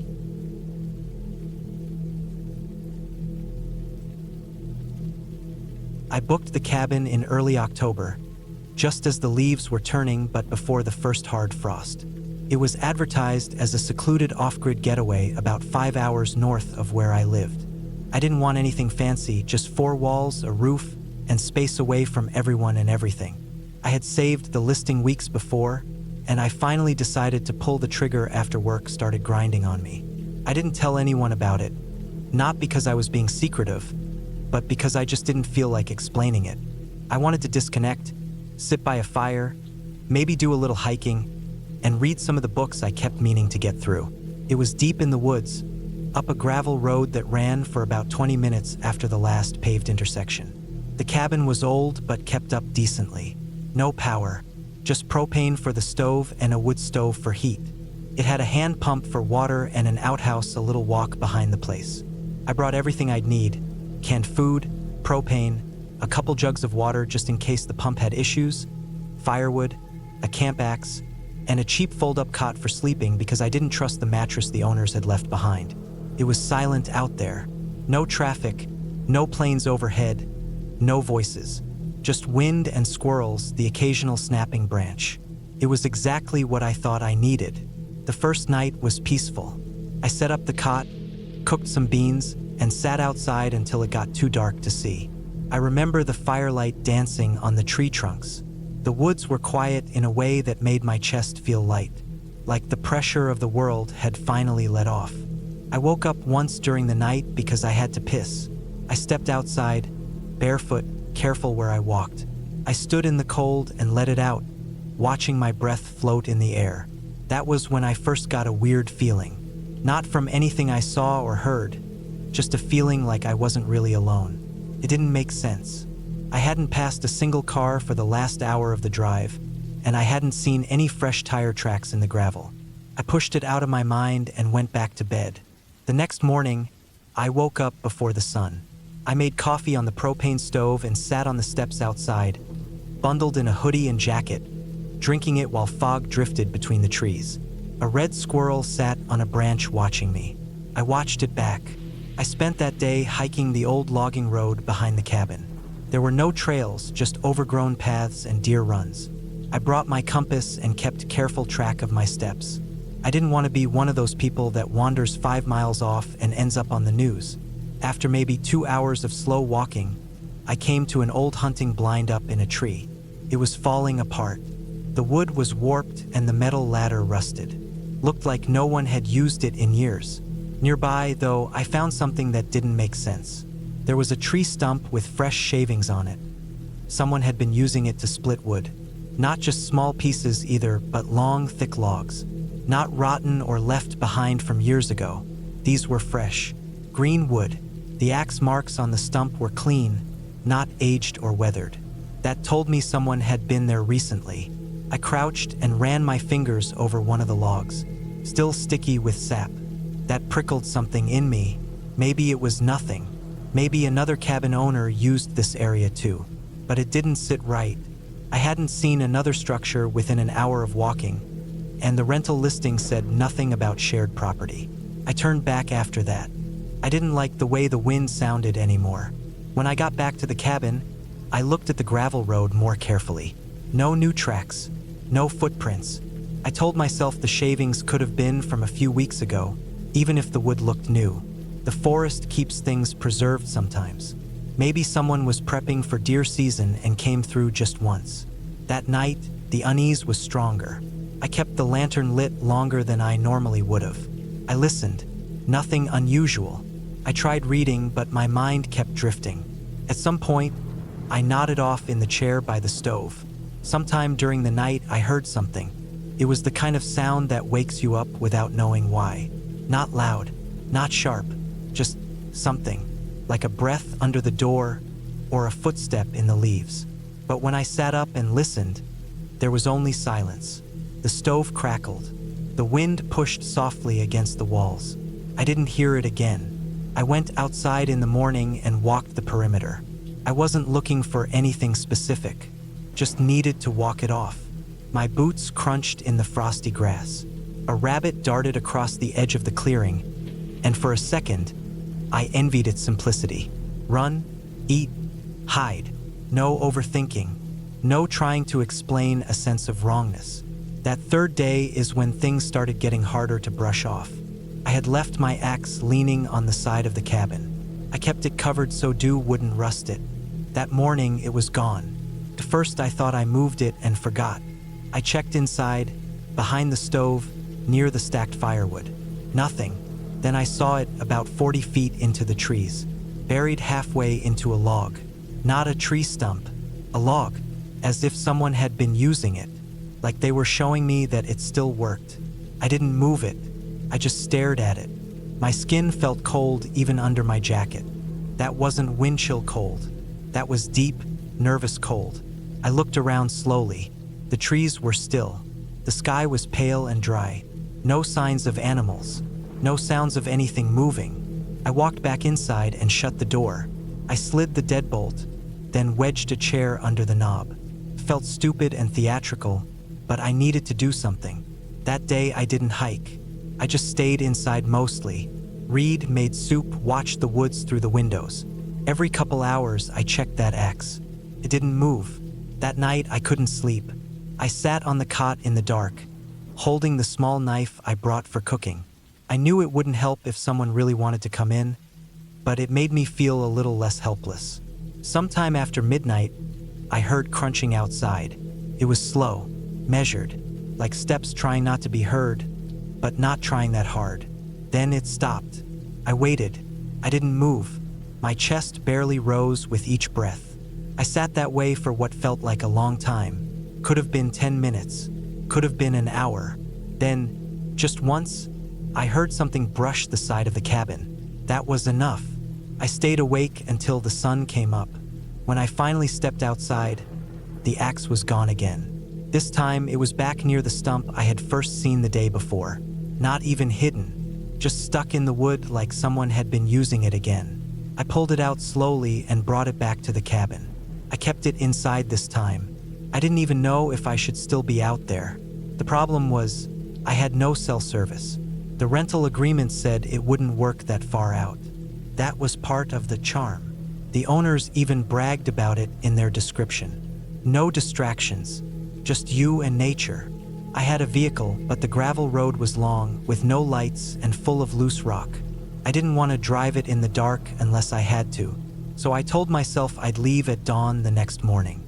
That last night was the worst. I barely touched my dinner. I sat near the window with the axe across my lap. I had a flashlight, extra batteries, and my boots already on. I didn't want to be caught off guard again.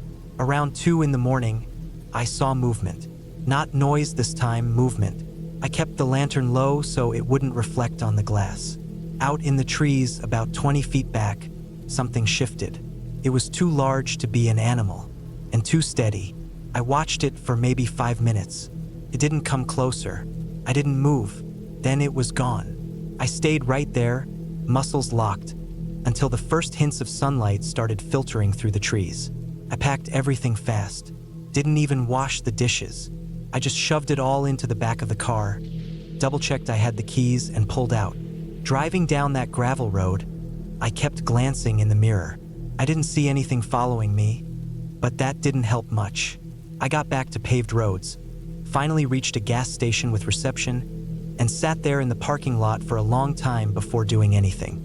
I didn't call the police because I didn't have anything to give them. No photos, no threats, no signs of break-in, just a bad feeling and an axe that moved on its own. I never left a review for that cabin. I never told anyone the full story until now, but I still think about it. Sometimes, late at night when I can't sleep, I imagine someone else has rented it. Some other person looking for peace and quiet. Maybe they'll find it. Or maybe, like me, they'll find that they weren't alone, and that whatever else was out there didn't want to be seen, just to remind you that it was watching.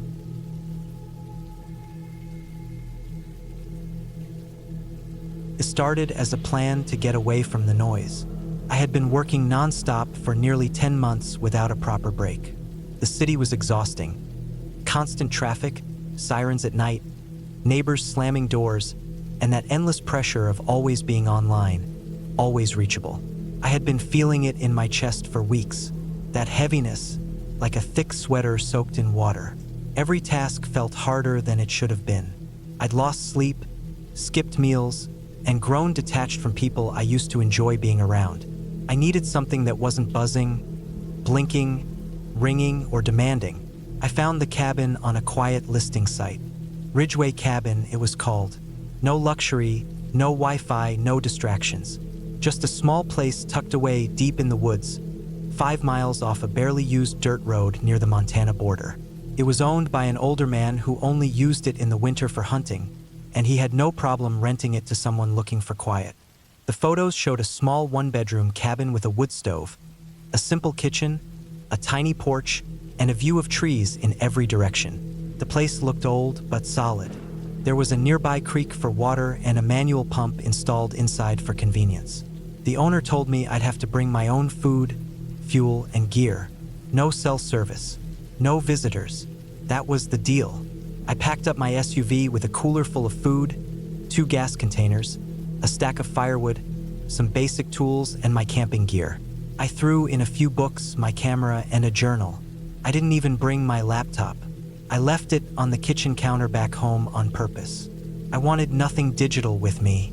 I even turned off my phone and stuffed it in the glove compartment before I hit the dirt road leading to the cabin. That was the last signal bar I saw for the next several days. The first day was peaceful. The dirt road leading in was rough, with tree branches brushing both sides of the car, but I liked it. It meant not many people came out here. The cabin was exactly as shown. Weathered wood, an old metal chimney poking up from the roof, and a porch barely hanging on by rusted nails. The air smelled like pine and old leaves. It was quiet, not dead quiet. There were birds, a breeze, the occasional creak of trees shifting, but the kind of quiet where your ears get sharper. No distant highways, no planes overhead, just the woods. I spent the first few hours unpacking. The inside was musty but clean. Just one room with a small bed pushed to the corner, a table, 2 chairs, and some shelves with rusted cans and a few old maps. There was a stove that worked with firewood and a lantern hanging on a hook. I tried the pump and water came out fine, cold and clear. The outhouse was 20 steps away through some brush, old but not falling apart. That night I sat on the porch, listening to the wind and scribbling in the journal. I wrote about how still everything felt, how even the smallest rustle in the trees made me look. I wasn't used to it yet. My ears still searched for city sounds that weren't there. The second day I explored a little. There was a trail behind the cabin, more like a faint path animals had carved through the trees. I followed it until it curved near a ridge where the trees thinned. From there I could see miles of forest. No cabins, no fences, no movement. Just a blanket of green. I felt small and free at the same time. That night I woke up to a thump outside. It was sharp, solid, like wood hitting wood. I lay still in bed, holding my breath. Then came another, quieter one. It might have been a branch falling, or maybe an animal brushing up against the porch. I didn't move. I just listened. After a while, everything went quiet again. I eventually fell back asleep, but it took a while. The next morning, I stepped outside and looked around. Nothing seemed disturbed. The firewood was untouched. The ground looked normal. I shrugged it off. It's the woods. Things move. But that was the beginning. Over the next few days, the sounds continued. Sometimes it was footsteps, not constant, just 1 or 2 steps far apart like someone walking and stopping. Sometimes it was at night, sometimes early in the morning. The worst ones were when I couldn't tell how close they were. Sound plays tricks out here. You hear a branch snap and it could be 30 feet or 200. By the 5th day, I had stopped sleeping straight through the night. I kept waking up at odd hours, ears tuned to every crack or shuffle. At first I blamed it on my own nerves. Maybe my mind was reacting to the quiet, creating sounds out of nothing. But it didn't feel like that. These sounds were specific. They had weight to them, direction. They weren't random. On the 6th morning, I found something strange. Behind the cabin, not far from the pump, there were tracks in the dirt. Not boot prints, bare feet, human, no shoes. They weren't small either. Adult-sized, wide, deep. The spacing showed a normal stride, like someone just walking past, not running. I froze when I saw them. My first thought was that someone had come by while I was asleep. I looked all around the cabin, walked in a wide circle with my axe in hand, checking the trees, the brush, the spaces between logs. But I didn't see anyone. The woods felt heavier now, like they were holding something back.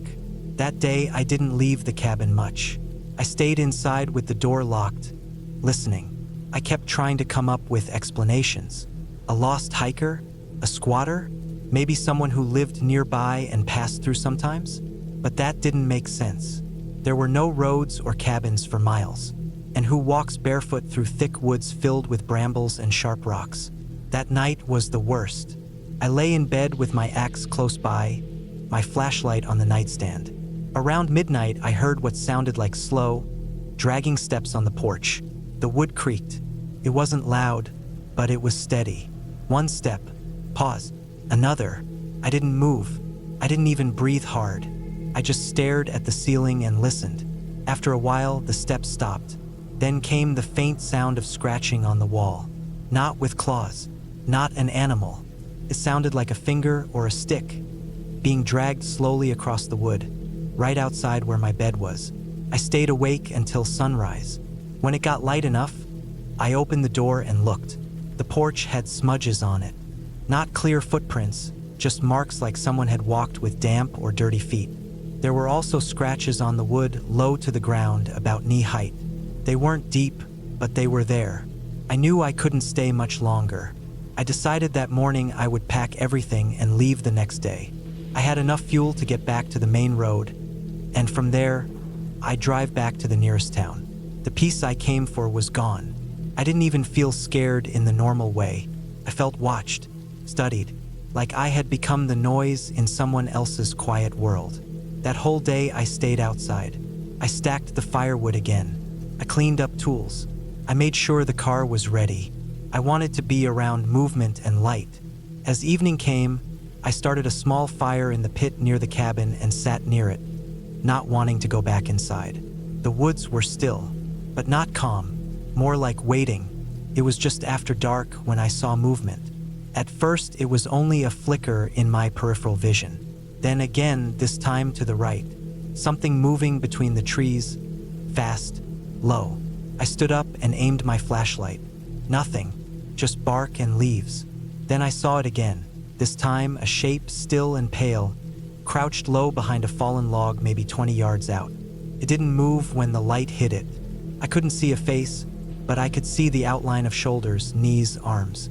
Person, not wearing much, maybe nothing, just skin and dirt, kneeling like an animal. I didn't speak.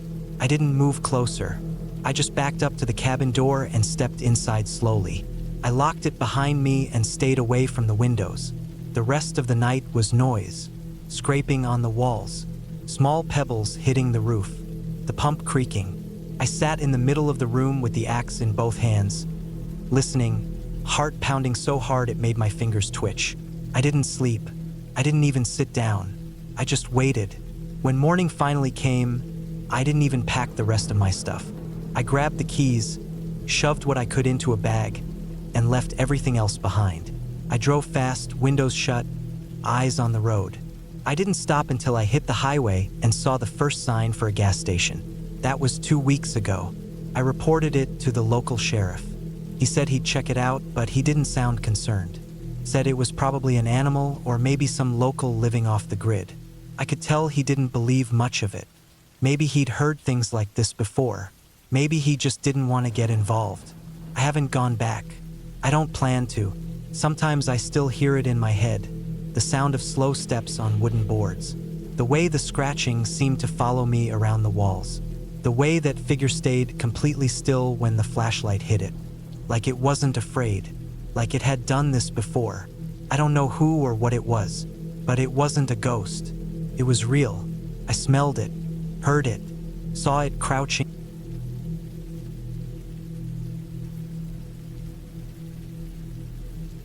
It was mid-November when I decided to take a break from everything.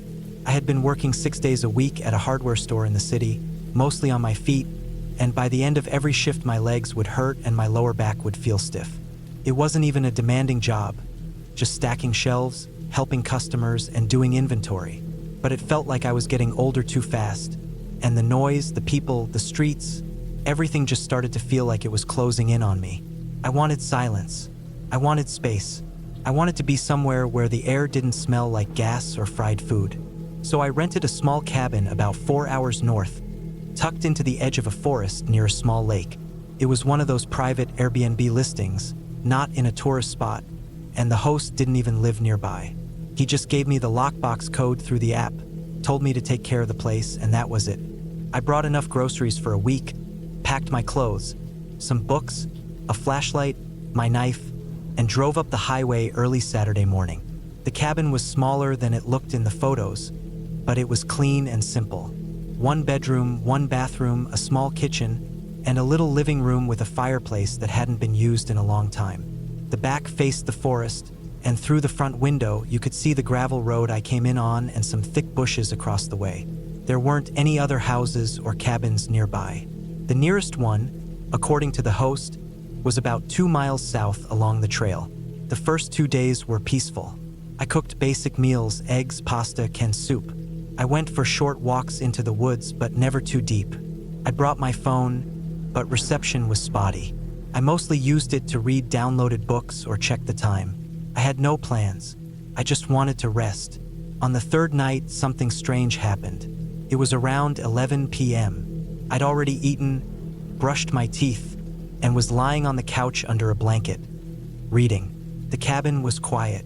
I didn't have any music on, just the faint sound of the wind brushing the trees outside, and the occasional creak of the wood as the cabin adjusted to the cold. I remember turning a page and hearing something that didn't match any of those usual sounds. It was a soft crunch, like someone stepping on gravel.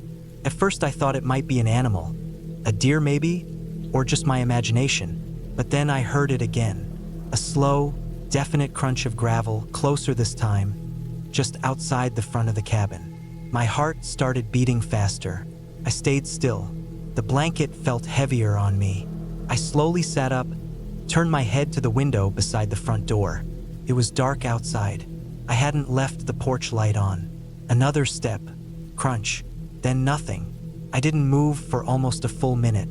I stared at the window, waiting to see something, some shape, some outline, but there was nothing. I finally got up as quietly as I could and went to the kitchen. I kept my knife in the drawer next to the sink.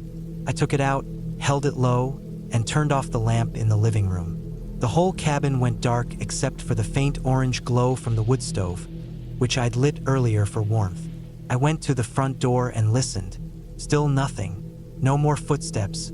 I waited another 10 minutes, then peeked out through the edge of the curtain. I saw nothing. Eventually I went back to the couch, but I didn't fall asleep. I stayed up all night staring at the door. The next morning, everything was quiet again. There were no footprints in the gravel, but it was dry and hard-packed, so that didn't mean much. I told myself maybe it was a raccoon, maybe even just a tree branch falling, or some small rocks shifting from the cold. Still, I felt uneasy. That day, I didn't leave the cabin. I kept the door locked. I made my meals, read a little, and tried to keep my thoughts steady. I didn't want to scare myself for no reason. That night, I left the porch light on. I kept my knife next to me on the table. I stayed up again, not because I wanted to, but because I couldn't fall asleep. And just like the night before, sometime around 11, I heard it again. Crunch, pause, crunch, longer pause, then a third crunch. This one sounded like it came from right outside the front door. I stood up slowly, heart racing again, holding the knife. I turned off the lamp again, crept toward the front door, and pressed my ear to it. Nothing. Then something moved behind the window to my left. I jumped back, looked at the window, and saw something. Just a faint shape, a person's head, barely visible through the edge of the curtain. They weren't looking in. They were just standing there, still. No movement, no noise. I stood frozen. I didn't want to make a sound. My heart was pounding so hard that I could hear it in my ears. I backed up slowly, step by step, until I was back near the kitchen. I didn't want to move too fast or draw attention. I turned the flashlight on very briefly, low against my leg, and saw that it was almost 11:30 p.m. When I looked back at the window, the shape was gone. I stayed up until sunrise. Again, in the morning, nothing seemed disturbed. No footprints, no signs of forced entry. I was starting to feel like I was going crazy, but I knew what I saw, and I knew I didn't imagine those footsteps. I thought about leaving, packing up and driving home, but something in me didn't want to give up that easily. I was still hoping it would stop, that maybe it was a hunter or someone passing through, maybe even a prank. The cabin was in the middle of nowhere, but there were hiking trails nearby. Could have been someone confused or even lost. Still, I kept my knife on me at all times. And that day, I walked around the cabin, checking the trees and bushes for anything out of place. What I found made my stomach tighten. Near the back of the cabin, between two trees, I saw something small and gray. I went over and found an old cigarette butt, half buried in the leaves, still fresh. It hadn't been there the day before. I don't smoke. I hadn't seen any cigarette butts around since I arrived. And that wasn't all. About 10 feet deeper into the woods, I saw a piece of torn fabric caught on a branch. A small black piece, maybe from a jacket or hoodie. It wasn't old or faded. Someone had been standing there, watching. The woods were quiet, but now they felt different. Less peaceful, more like a trap. I kept turning around every few seconds, checking my back. That night, I didn't turn the lights on. I didn't make dinner. I stayed in the dark, holding my knife, and sat on the floor behind the couch where I couldn't be seen from the windows. I stayed like that for hours, and just like before, around the same time, crunch, then silence, then a slow dragging sound, like someone brushing a stick across the wall outside. Then a soft tap on the glass. Not hard, just one gentle tap. Then nothing. I didn't move. I didn't breathe loud. Eventually, the sound of footsteps faded back into the woods. This time, I waited until first light. Then I walked outside, knife in hand, and checked the area again. There were more cigarette butts now. 3, maybe 4 scattered near the back. And a footprint. Just one, but it was clear. The sole had a small triangle pattern. I took a photo with my phone. That was the last night I stayed. I packed everything quickly. I didn't clean up. I didn't leave a message. I got in my car and drove away as fast as I could. About 30 minutes down the road, I stopped at a gas station with decent reception and called the county sheriff. I told them what happened, gave them the address, and sent the photo of the footprint. The dispatcher said they'd send someone out to check. I left my number but never got a call back. When I returned home, I kept checking the listing for the cabin every few days. It stayed up. Same host, same photos. About 3 weeks later, the listing disappeared. I don't know if someone else rented it and had a worse experience, or if something happened that never made the news. All I know is that what I heard and what I saw was real. Someone was watching that cabin every night, and they weren't trying to scare me. They were waiting. I left just in time.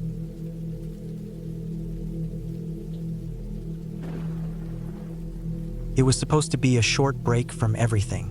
I was tired. Tired of the noise, the traffic, the lights, the notifications. Work had been constant. My sleep was getting shorter. I kept waking up in the middle of the night, sweating for no reason. I felt like my brain just needed quiet. So I found this place online. A cabin deep in the woods, a few miles off from the main road. It had no internet, no cell service, and no other people nearby. That was exactly what I was looking for. I packed my clothes, some food, a flashlight, a gas can, 2 power banks, and a small toolkit just in case. I brought a paper map and printed directions too.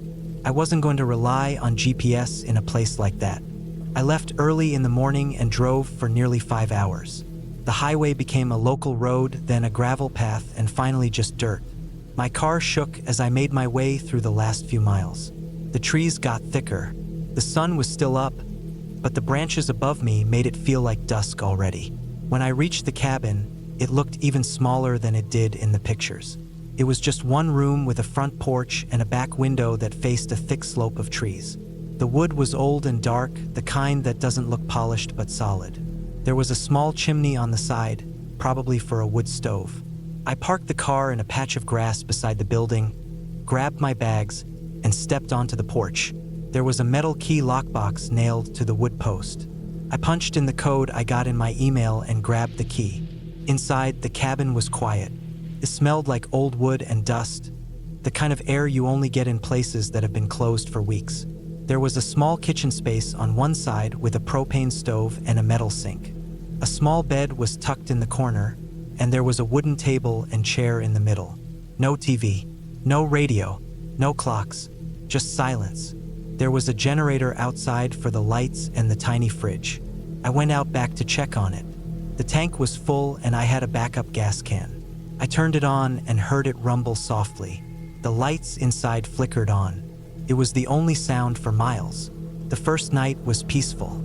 I made some rice on the stove, read a book, and sat on the porch until it got dark. I couldn't see anything past a few feet. No light pollution at all. Just black. I went inside and locked the door, even though the nearest house was probably 10 miles away. I slid my pocket knife under the pillow out of habit. That night, I kept waking up. I didn't hear anything. It was just too quiet. My ears felt like they were reaching for sound, any sound, but there was nothing. I rolled over and forced myself to sleep. The next day, I explored the area behind the cabin. There was a slope with ferns and moss and some trees that looked like they had never been touched. No trash, no signs of people, just forest. I walked a bit but didn't go too far. I didn't want to get turned around. I came back, made lunch, and sat out on the porch again. Sometime that afternoon, the generator made a weird clicking sound. Then it just stopped. Everything inside went dark. I went out to check. It wasn't out of gas. I turned the choke, flipped the switch again, but it didn't start. I tried 4 more times. Nothing. I waited, checked the oil. Still nothing. It was too late in the day to go anywhere. I'd have to deal with it tomorrow. I still had my flashlight and power banks. I lit one of the candles I brought and sat at the table for a while. That night felt longer. The trees outside were dead quiet. I didn't even hear birds anymore. I thought maybe it was because of the weather or maybe just because I was paying too much attention. At around 2 a.m., I woke up sweating. It wasn't even hot. It was cold enough for my breath to fog a little. I didn't know why I was sweating. I looked toward the window and froze. I couldn't see anything clearly, just the faint shape of trees and the light from the moon. But I had the strongest feeling someone had been looking through that window. I stayed still. I didn't move for a while. I told myself it was just paranoia. Being alone in the woods plays tricks on your brain. Still, I got up and put a chair under the doorknob. The lock was old. The chair gave me a little more peace of mind. The next morning, I tried the generator again. Still nothing. I opened up the panel and looked inside, even though I didn't really know what I was doing. Nothing seemed broken, no wires loose. It just wouldn't start. That afternoon, I decided to leave the cabin for a bit and walk up the dirt road. I needed to clear my head. I didn't see anyone or anything, not even a squirrel. The silence was heavy again. When I got back to the cabin, the front door was cracked open. I stood still for at least 2 minutes.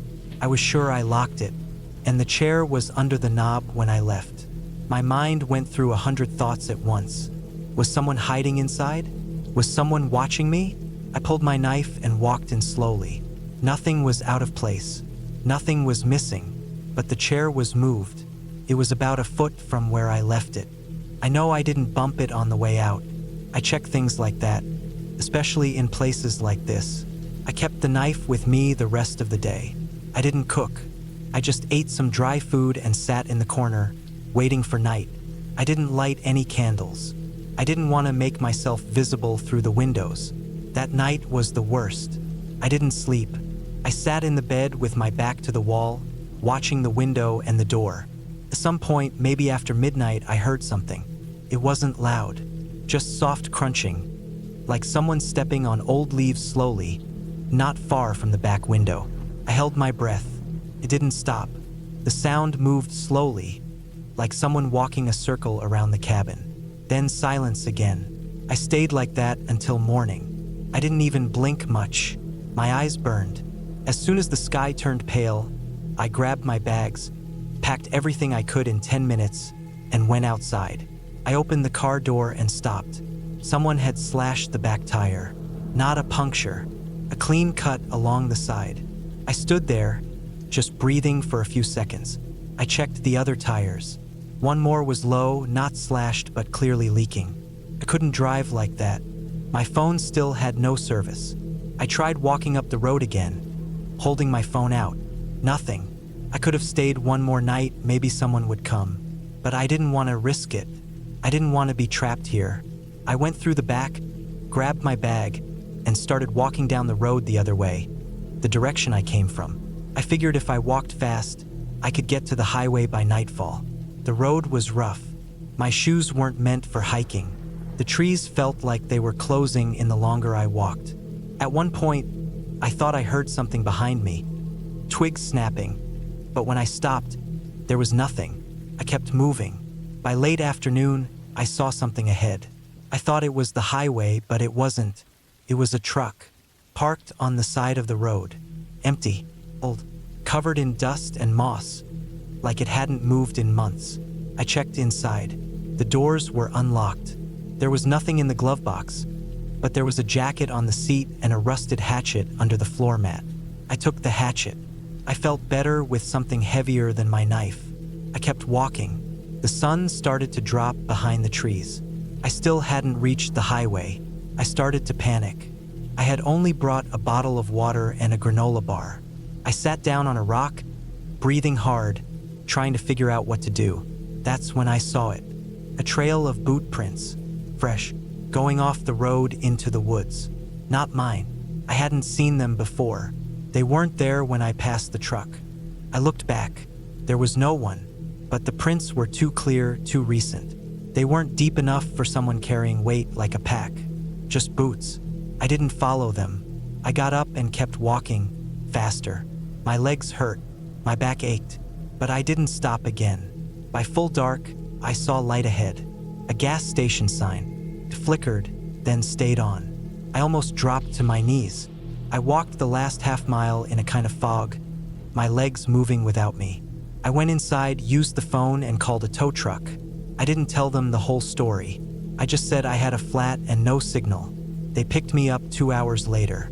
I sat in the truck in silence while the driver talked about the weather. When we reached the cabin, the guy helping me looked at the tire and said it was sliced. Clean. Not something you get from a rock or bad road. I nodded but didn't say much. He asked if I wanted to report it. I said no. I just wanted to go home. I never figured out who it was, or if it was more than one person, but someone had been watching. They waited for the right time. They stayed hidden. They never spoke. They didn't need to. I sold that car 2 months later, and I haven't been near a cabin since.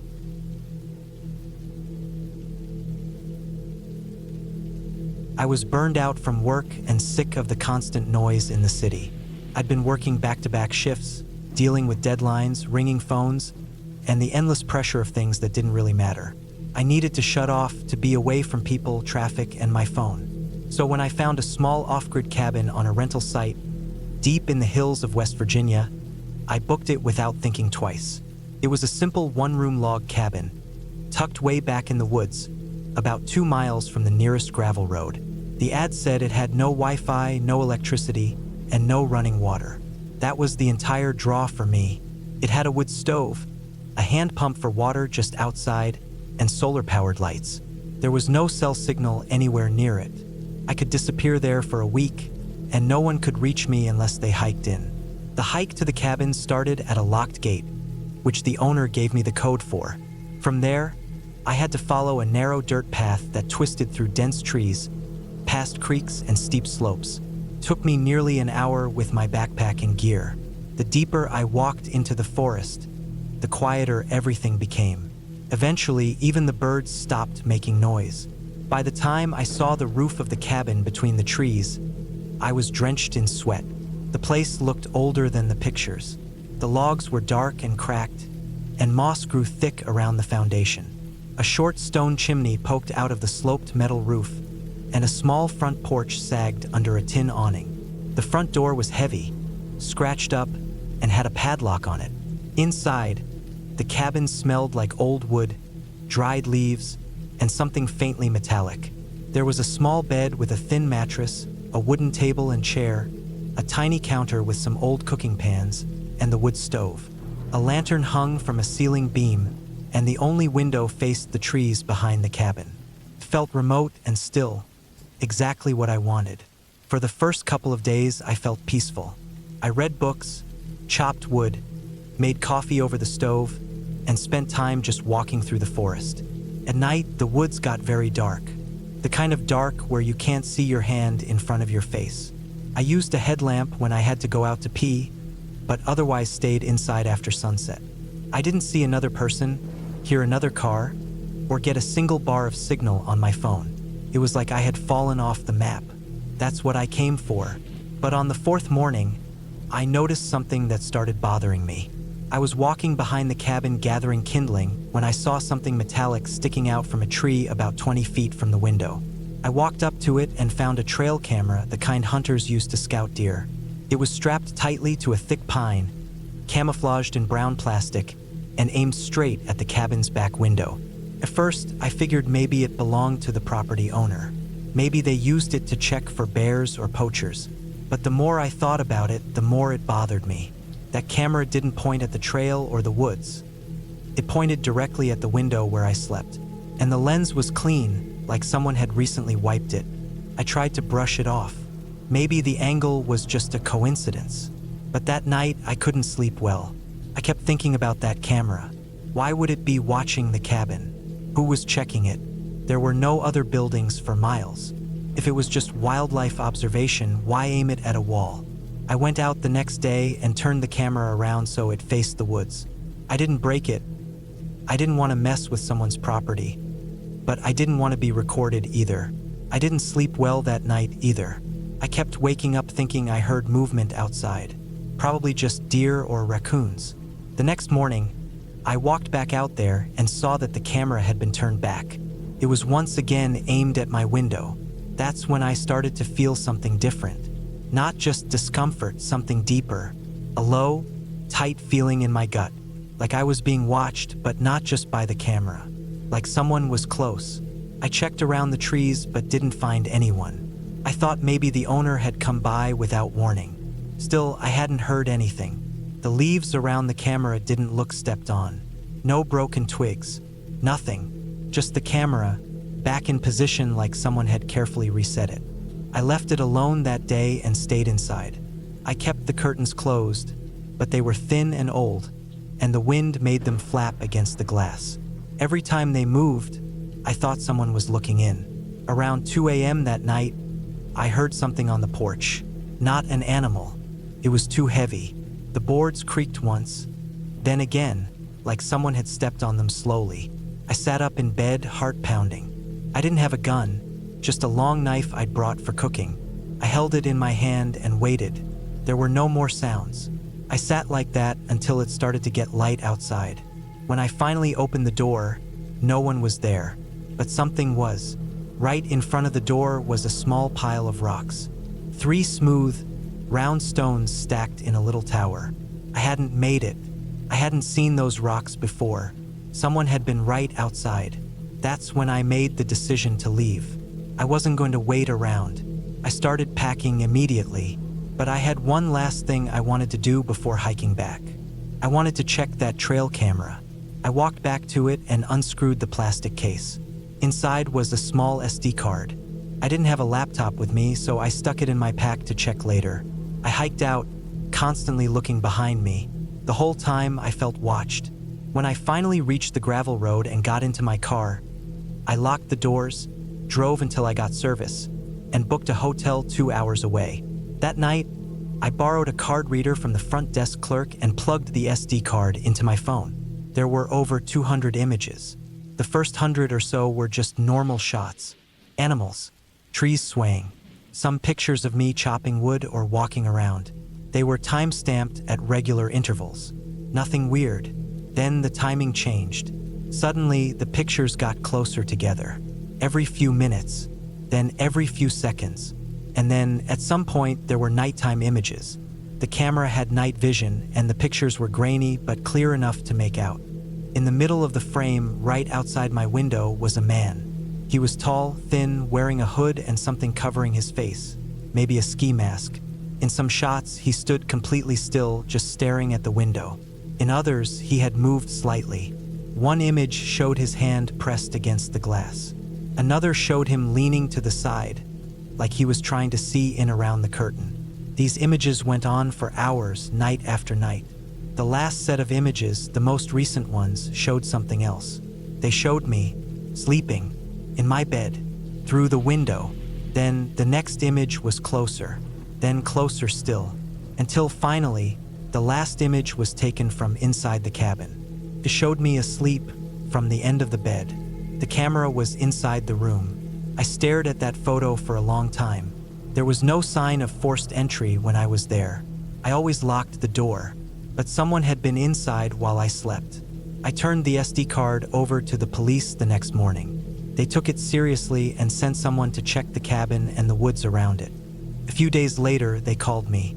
They'd found signs of someone camping nearby. A tarp, empty food wrappers, and boot prints that matched what looked like size 12 hiking boots. They also found more trail cameras, hidden deeper in the woods, all pointing at the cabin from different angles. They never found the man. I don't go camping anymore. I don't hike alone. I live in the city now with locks on every door and window and cameras of my own. But I still wake up some nights, sweating, heart racing, because I can't stop thinking about that last image, the one from inside the cabin. I'll never know how long he stood there watching me, or what he wanted, or how many nights he came and went without me ever knowing. But I do know one thing. If I hadn't found that camera, I might never have left. I might have stayed there another few days. And maybe, just maybe, one of those nights I would have woken up not to a photo but to him standing at the foot of my bed. And maybe then I wouldn't be here to tell you this story.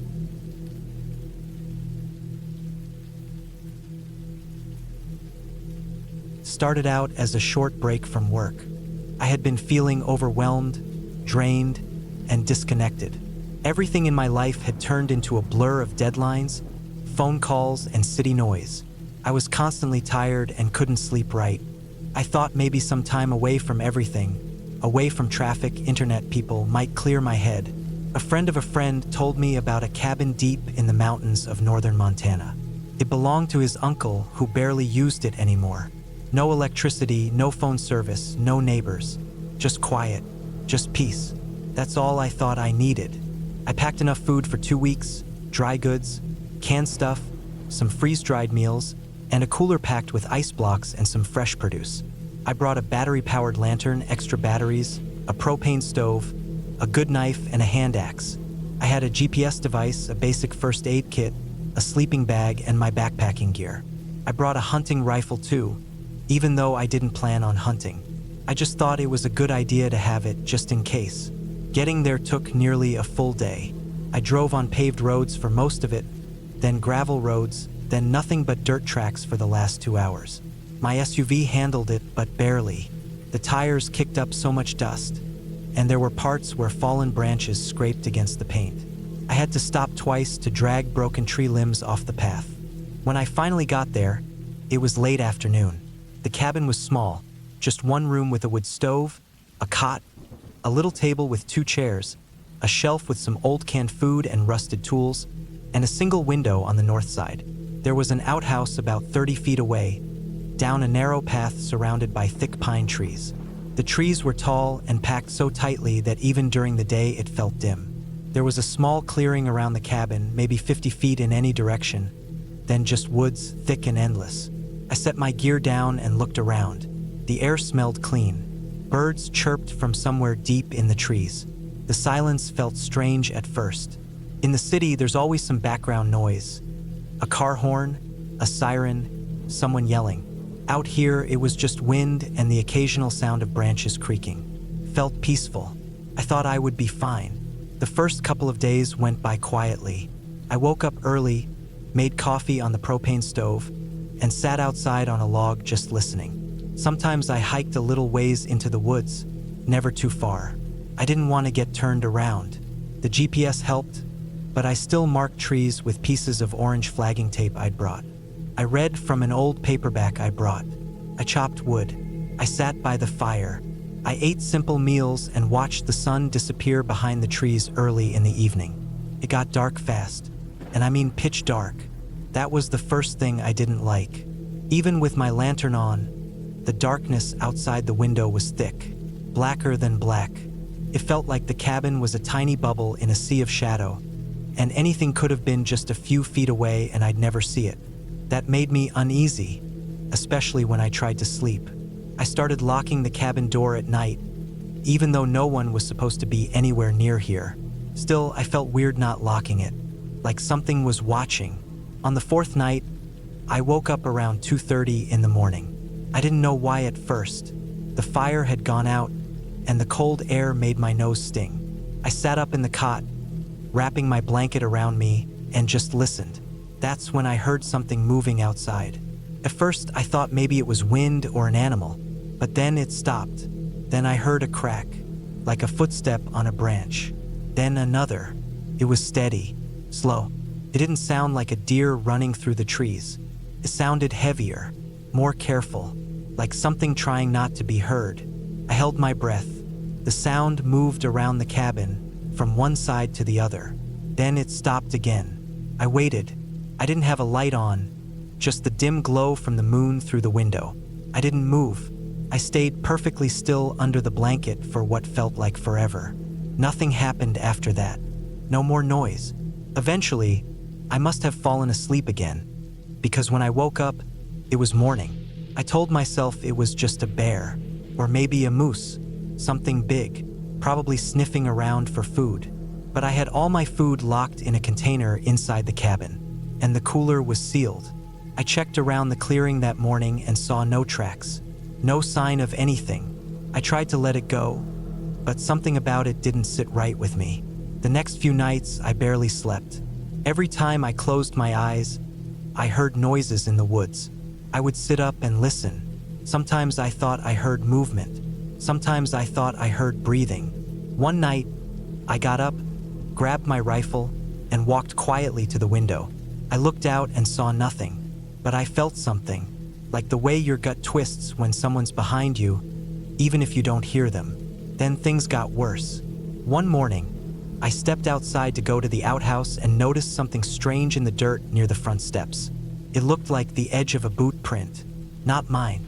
Too wide, too flat. I knelt down to check and saw it was just a partial print, but enough to know it wasn't an animal. I hadn't seen any sign of other people for days. I hadn't seen a single plane, a single hiker, a single light. This was supposed to be deep wilderness. That's when I started to panic a little. I checked the area more carefully and found more prints in the soft soil near the trees. Faint, but they were there. They circled the clearing. One of them went right up to the back wall of the cabin. I hadn't heard anything the night before, but someone had walked around while I was sleeping. They had been watching, maybe for days. I packed my gear quickly that morning. I thought maybe I'd leave early, drive back to the main road and get a motel. But when I turned the key in the SUV's ignition, nothing happened. Dead. Just a click. I checked the battery cables, the starter, anything I could think of. I wasn't a mechanic, but I knew the battery hadn't been old. It was fine when I drove up. It was like someone had drained it or pulled something loose, but I didn't see any obvious tampering. I tried the GPS. That still worked. I thought about hiking out, but it was a long, hard walk, over 20 miles of rough forest trail just to get to where I might find a signal. And I was nervous about leaving the cabin. I kept thinking, what if someone was messing with me and they were waiting for me to leave? I stayed inside all that day, keeping the rifle close. I didn't even go outside to use the outhouse. I used a bucket and kept the door shut. I barely ate. Every little noise outside made me freeze. My body was always tense. My back hurt from how tight I was clenching all the time. That night, I didn't sleep at all. Around 1 a.m., I heard footsteps again, not far off, closer this time. I turned off the lantern and sat in the dark, listening. The footsteps moved around the cabin, slow and steady. Then they stopped. Then I heard a soft tap on the window, just one. Then silence. I didn't move. I stayed frozen for hours, listening.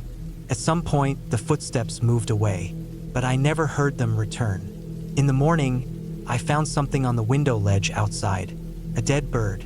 Its neck was broken, and it was placed neatly, like an offering or a message. There was no blood, just the twisted body of a blackbird sitting there, feathers ruffled by the wind. I didn't touch it, couldn't. That day, I went through everything. I checked all the gear. I checked my food. Nothing had been taken or touched. I checked my tools. I checked the rifle. All normal. But I felt watched the entire time. I stopped going out at night completely. I started sleeping in short bursts during the day, just to stay awake at night with the gun across my lap. 2 days later, I woke up to find my flagging tape gone. All the orange markers I had tied to trees to mark my trails, they were gone. Every last one. I hadn't heard anything.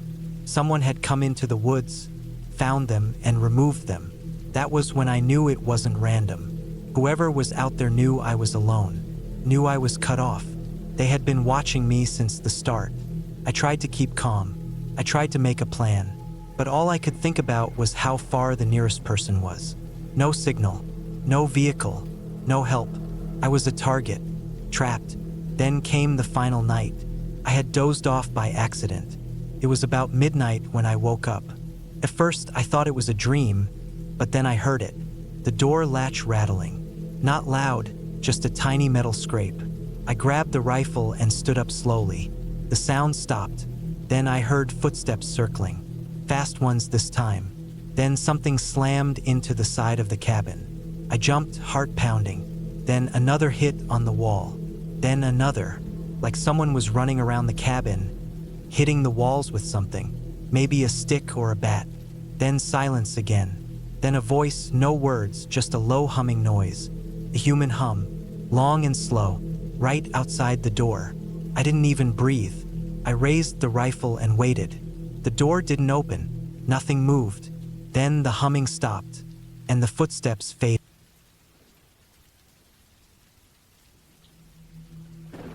It was early September when I decided to take a break from everything. My phone had been ringing nonstop for weeks, emails kept stacking up, and I was sick of staring at glowing screens every day. I needed space, real space, somewhere quiet, away from roads and people and notifications. I found a small off-grid cabin listed on a site for short-term rentals. It was a single-room wooden structure sitting deep inside a forest in northern Idaho. There was no cell service out there, no internet, no electricity. The pictures showed an old propane stove, a wood-burning heater, and a small cot. There was a tiny outhouse maybe 40 feet behind the cabin. That was about it. Perfect. I packed light. A cooler full of food, a sleeping bag, a knife, an axe, matches, a small solar lantern, a journal, a few books, and some basic gear. I drove 6 hours north until I hit a stretch of dirt road that climbed into a thick pine forest. The trees felt like they were swallowing the sky. I followed the road another 45 minutes before I found a clearing with a hand-painted sign. Cabin, No Trespassing. That was the place. The driveway was barely more than ruts in the dirt. I parked next to a stump and walked the last 20 yards to the cabin, carrying what I could. The cabin looked even older in person. The wood was gray and cracked in places. The roof sagged slightly on one side. There was a little deck in front with 2 chairs and a beat-up table. The windows were small and thick with grime. Still, it was solid. No holes in the roof and the door locked tight. I dumped my stuff inside and walked the perimeter just to get a feel for the area. The trees were packed tight all around the clearing, maybe 60 feet in any direction before they closed in. The undergrowth was thick.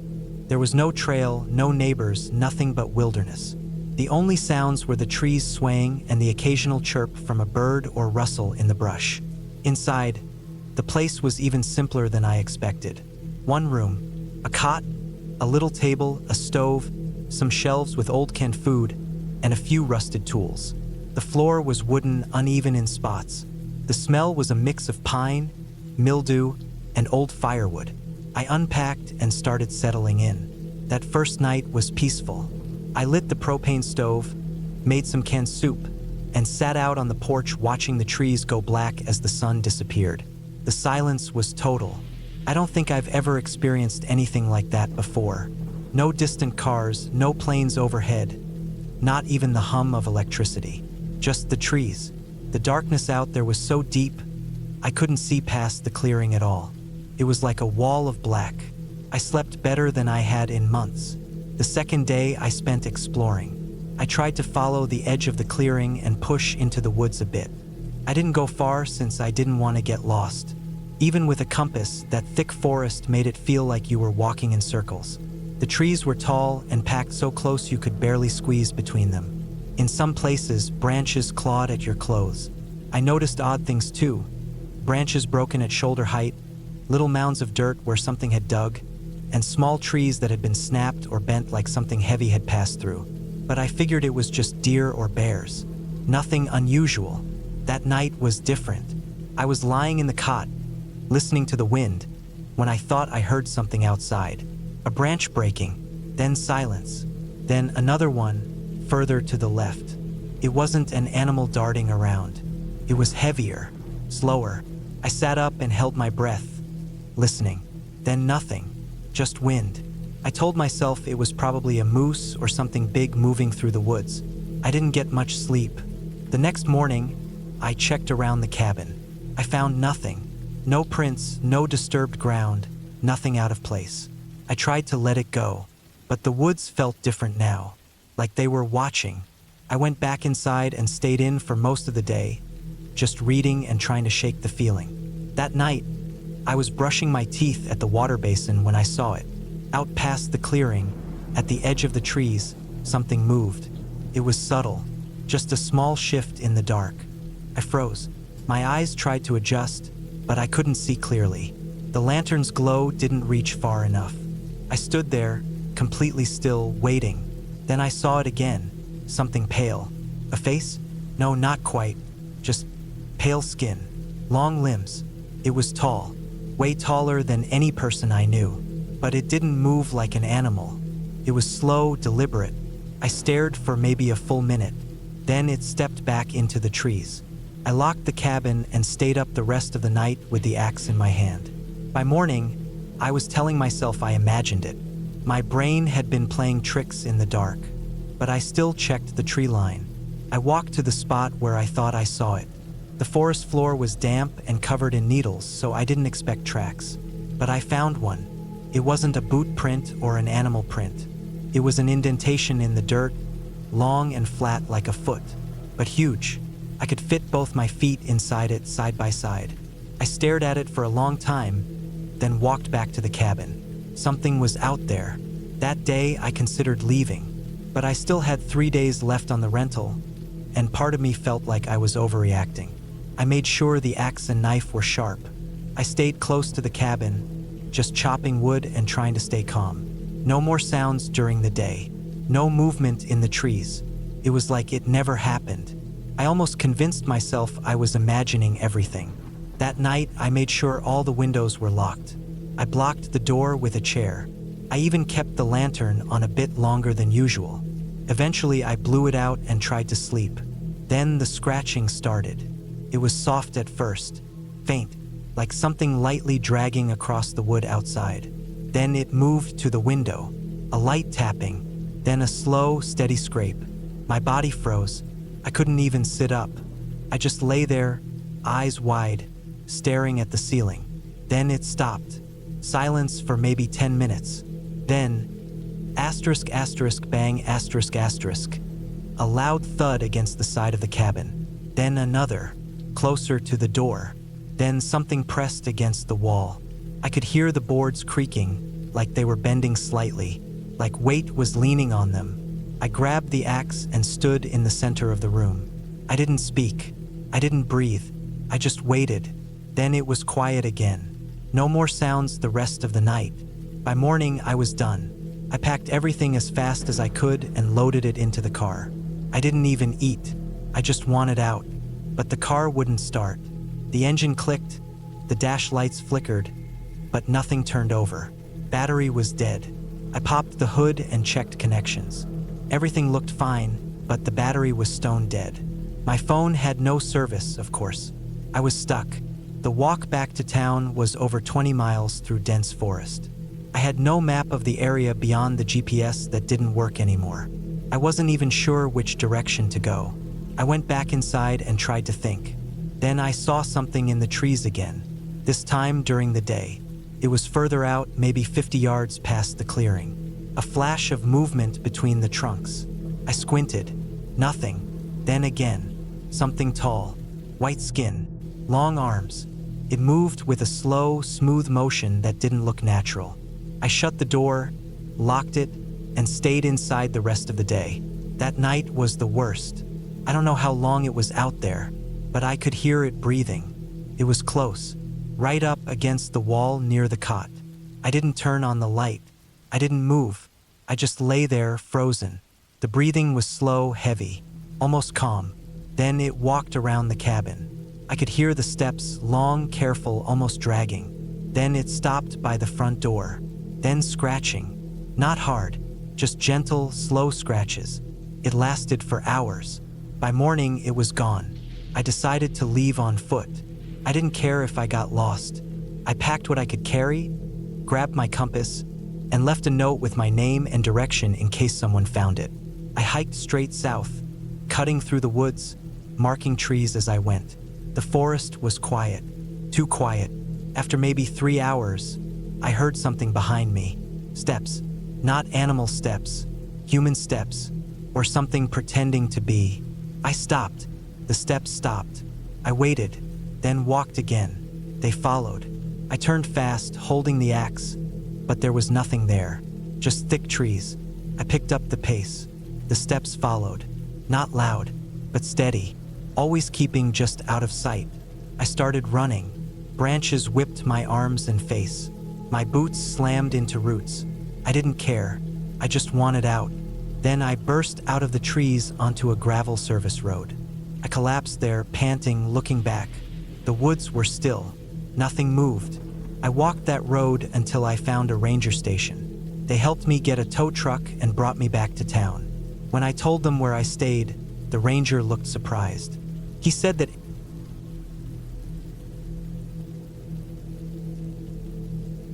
I wasn't supposed to stay at the cabin that long. It was only meant to be a 2-day trip, maybe 3 if the weather held up. Just a short break from the city noise and some time to reset. I'd rented this small cabin through a listing site that promised isolation, peace, and no cell service, which was exactly what I wanted. I'd packed light, brought some books, a couple of cans of soup, a camping stove, a first aid kit, a flashlight, and a sleeping bag, even though the cabin already had a bed. It was just something I did when I went off alone, have backups of things. The cabin was way out, surrounded by thick woods, no nearby houses, and about a 40-minute drive down an old dirt road from the last gas station I saw. It was more like a single-room shack with a kitchen counter, a small table, and a wood stove in the corner.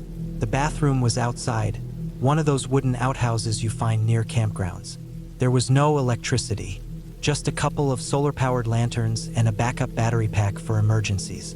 The first day was nice. The quiet really hit me. I sat out on the porch for hours and just listened to the wind through the trees. There weren't even any birds that day, which I found strange, but I chalked it up to the time of year. It was early fall, the kind of weather where the mornings were crisp and cold, but the sun could still warm your skin if you found the right spot. I chopped some wood from the pile behind the cabin, lit a fire in the stove, and heated up soup that night. It tasted better than I expected, maybe because I was hungry, or maybe because there's something about being out in nature that makes everything feel earned. I turned in early, probably around 9 p.m., and slept deep. The second day started off normal too. I woke up with the sunlight hitting my face through the only window in the cabin, which faced the front porch. The window didn't have curtains, just a cheap roll-down shade that barely covered half of it. I made coffee on the stove and walked a little down the trail behind the cabin. Not far, just to stretch my legs.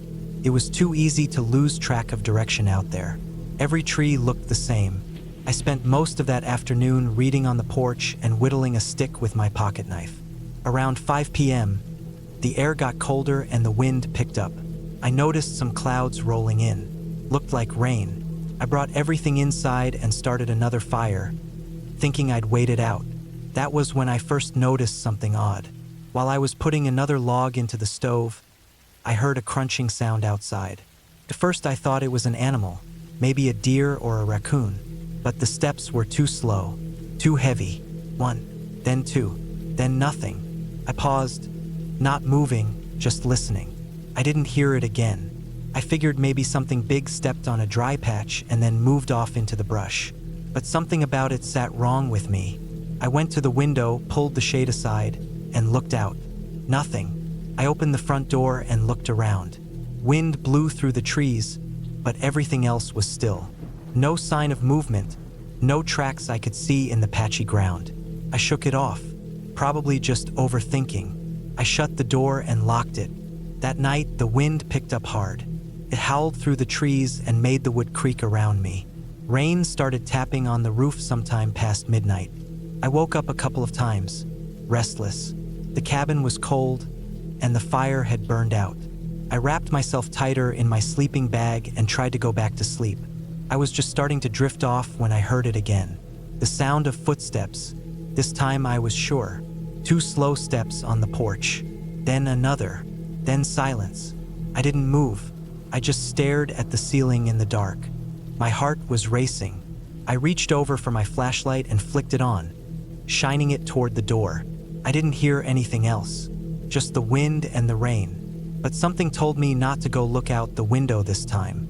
I lay still until morning. When the sun came up, I got up slowly, crept to the window and looked out again. Nothing. But when I stepped outside, my boots hit something soft.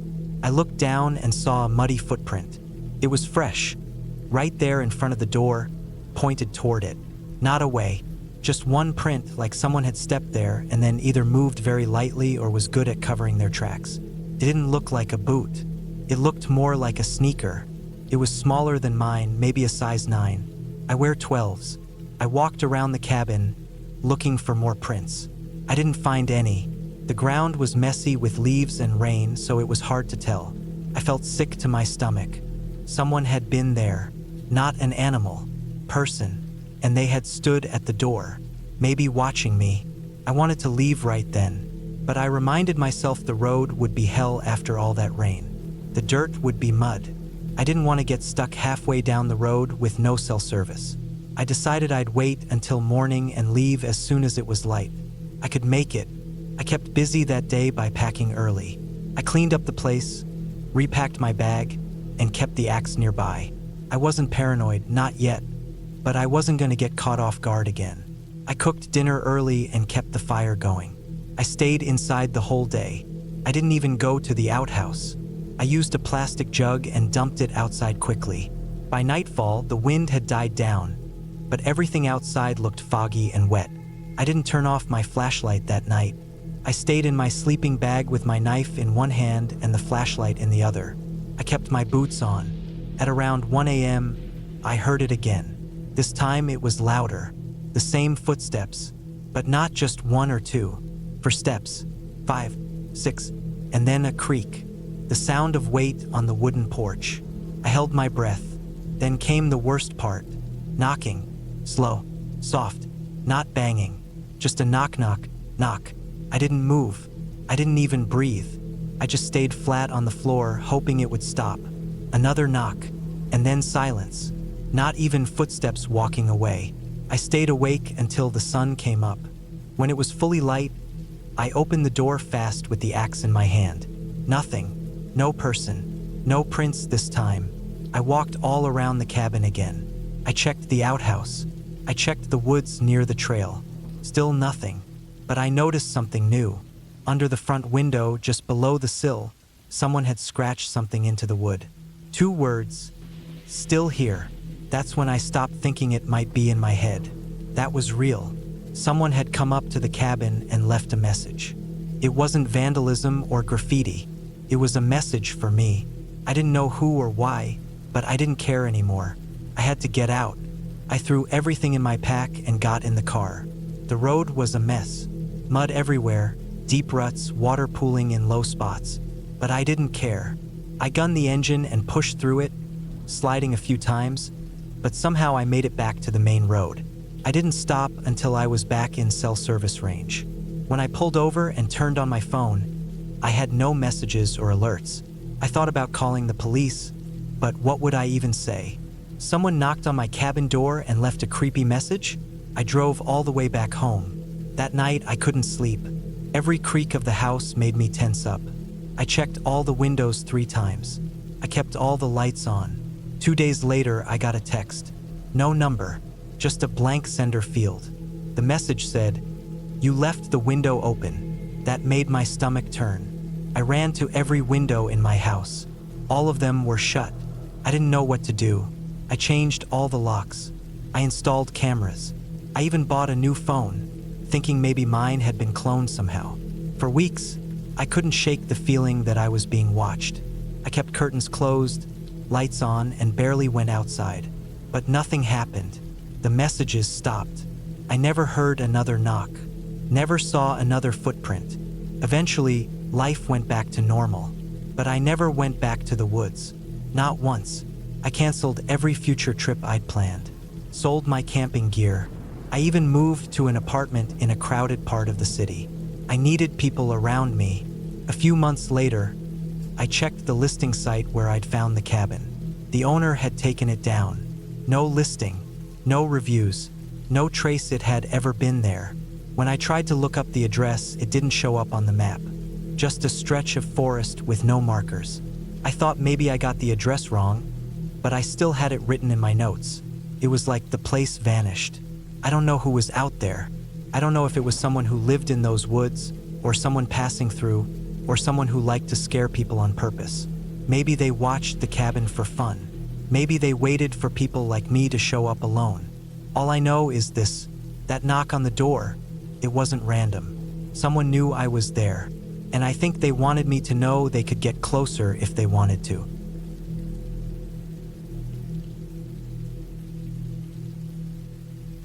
I don't really know what made me book the cabin that deep in the woods. I'd been dealing with a lot of stress over the past year. Deadlines, city traffic, people talking too much at work, bills, emails, all of it just piling up like junk in my head. I had this urge to disconnect from everything. No phone, no internet, no traffic sounds, no other people. Just quiet, just trees and air. That's what I kept telling myself when I started looking online for cabins. Most were too close to towns or had luxury stuff like hot tubs and satellite TV, which wasn't what I wanted. I wanted isolation, and eventually I found a place listed on some rental website that looked perfect. No neighbors, no paved roads, no electricity. Just a wood cabin sitting at the edge of a tree line near a lake in the middle of nowhere. It looked old but still in good shape. There were a few pictures, and the description said the cabin had a wood stove, some firewood already stocked, and a stream nearby for fresh water. You had to bring your own food, bedding, and lanterns. It didn't bother me. I wanted off-grid, and that's what this was. So I booked 5 nights in mid-October, right when the weather would be cool enough for a fire but before snow started falling. I drove out early in the morning. The first few hours were easy, just highways and gas stations and farmland. Then the paved road turned to gravel, then dirt. The trees got taller and thicker. GPS stopped working not long after I passed a faded green sign that just said, Turner County. The rental owner had sent me a hand-drawn map in case GPS didn't work, and I followed it carefully, turning at landmarks like an old rusted tractor and a forked oak tree with tire marks beside it. It felt strange using a paper map in 2025, but it also felt right. I wanted this to feel different, like I had stepped out of my life for a few days. After another half hour on that bumpy road, I saw the cabin. It sat in a small clearing, just a one-story box of dark wood with a tiny covered porch and a chopped woodpile leaning against the side. The trees were thick behind it, big pines and bare birches with gold leaves dropping off in clumps. The lake was a few minutes' walk away, but I couldn't see it yet. There was no one around, no cars, no signs of people, no power lines, no cell towers, just trees and sky and the quiet. I parked my car on the edge of the clearing and got out. The air smelled like pine needles and cold dirt. Everything was still. Even the wind wasn't blowing. I remember just standing there for a minute, feeling my shoulders lower and my lungs stretch. It was the first time in months that I felt something like peace. I carried in my supplies: dry food, water jugs, sleeping bag, warm clothes, a battery lantern, a folding knife, some matches. I set up inside. The cabin was just one room with a wooden table, a bed platform, and a wood stove. There was a small chest for storing gear, a shelf with some old books and pans, and a big axe leaning in the corner. It was rustic, but it felt solid. The first night went by quietly. I made a fire in the stove, warmed up some canned soup, and read one of the old books from the shelf while I lay on my sleeping bag. The lantern flickered softly, and I could hear the crackling from the fire. No car sounds, no voices, just woods. I fell asleep early and slept better than I had in weeks. The second day I explored. I found the path that led to the lake. It was only a 10-minute walk, and the lake was beautiful, wide and still, surrounded by trees on all sides. No docks or boats or cabins, just the water and the woods. I filled one of my water jugs from the stream and walked around the edge of the lake. I didn't see any wildlife, just a few birds and a set of tracks near the shore. Maybe deer. I followed a trail up a hill and found a tree that had fallen across a mossy rock, almost like a natural bench.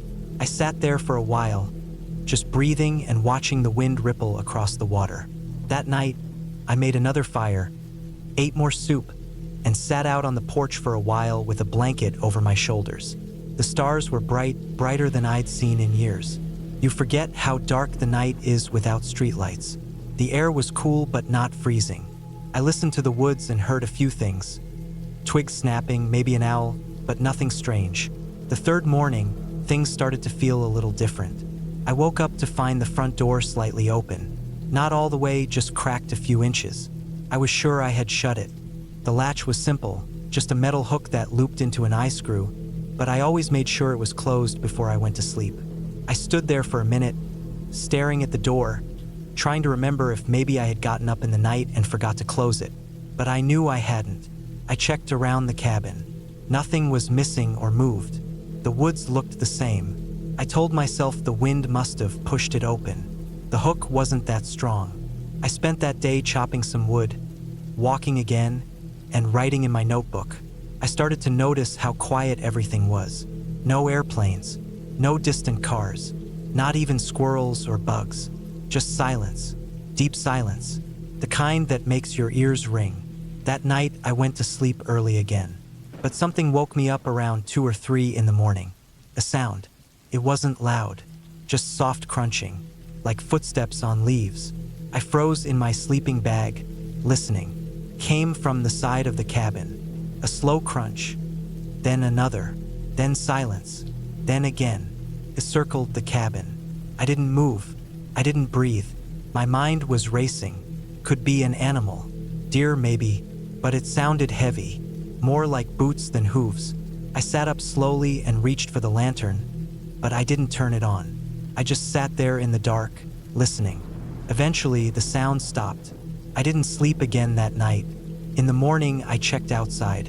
No tracks, but the ground was covered in pine needles, and it would have been hard to see prints unless they were deep. I told myself it had to be a deer, or maybe a big raccoon. I tried to let it go. I made coffee on the stove, walked back to the lake, skipped rocks. But my head was different now. I kept looking behind me, listening, watching the trees. Later that day, I climbed the hill again, the one with the tree that looked like a bench. I sat there for a long time just watching the woods. That's when I saw it. First, I thought it was nothing, just a shape between the trees far off, maybe 100 yards away. But it wasn't moving like an animal. It was still, like a person standing. I stared at it, trying to focus. The trees were thick, and I could only see part of it, a shoulder, maybe the side of a head. It didn't move. It just stood there. I kept staring, not blinking. Then it was gone, just like that. I don't even remember seeing it move. It was there, then it wasn't. I walked back to the cabin faster than usual. That night, I didn't sleep much. I kept the axe near the bed. I didn't hear anything outside, but I couldn't relax. I kept thinking about the shape in the trees. Maybe it had been a trick of the light, my eyes playing games, but it felt too solid, too human. The 5th day, I decided to leave early. My booking wasn't over, but I didn't care. I packed up before the sun came up. The woods were too quiet. I felt like something was watching. I didn't see anything else, but I kept feeling it. Eyes on me. I loaded my car, locked the cabin, and drove away fast. I didn't stop until I was back on paved roads. When I got home, I told myself it had just been my imagination. Maybe isolation messed with my mind. Maybe the silence, the darkness, the way time slowed down. Maybe that made me see things. I believed that for a while. But a few weeks later, I got a package in the mail. No return address, just a padded envelope with no handwriting. Inside was a photo, an actual printed photo. It showed the back of my cabin, the porch, my car, and me, sitting by the fire, reading a book, blanket over my shoulders. It had been taken from the tree line, far enough back that I looked small in the frame. But it was me, and it was real. I don't go into the woods anymore.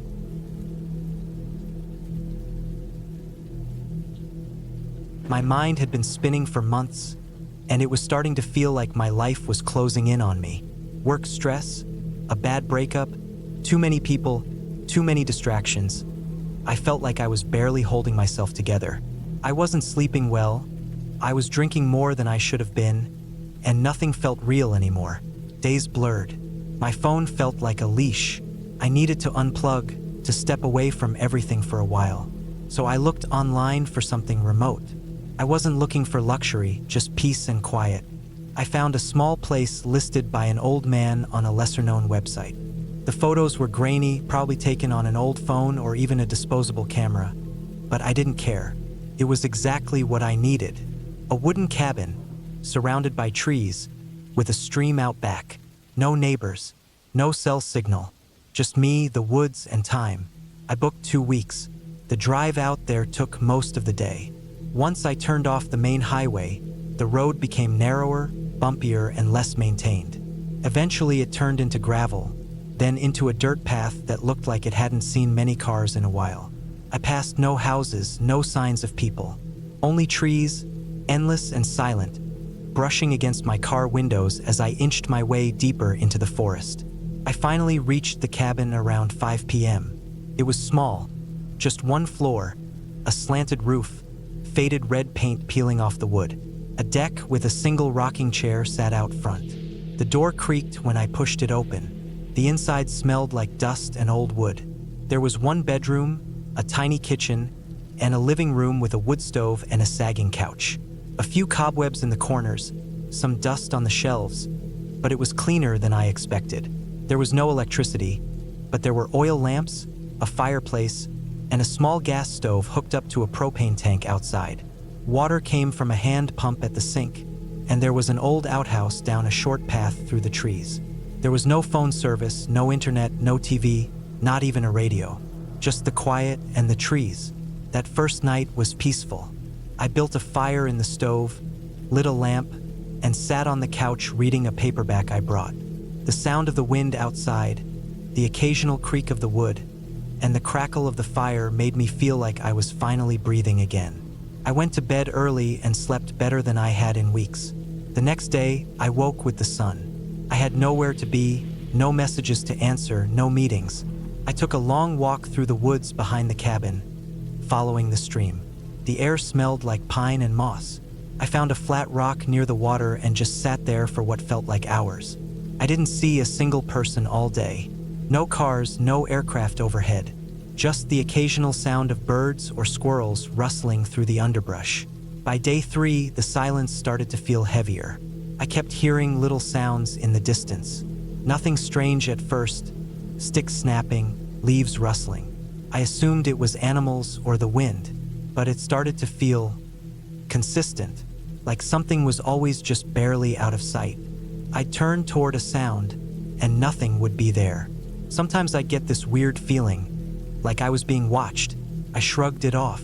I told myself it was just me adjusting to the quiet. In the city, your brain gets used to background noise.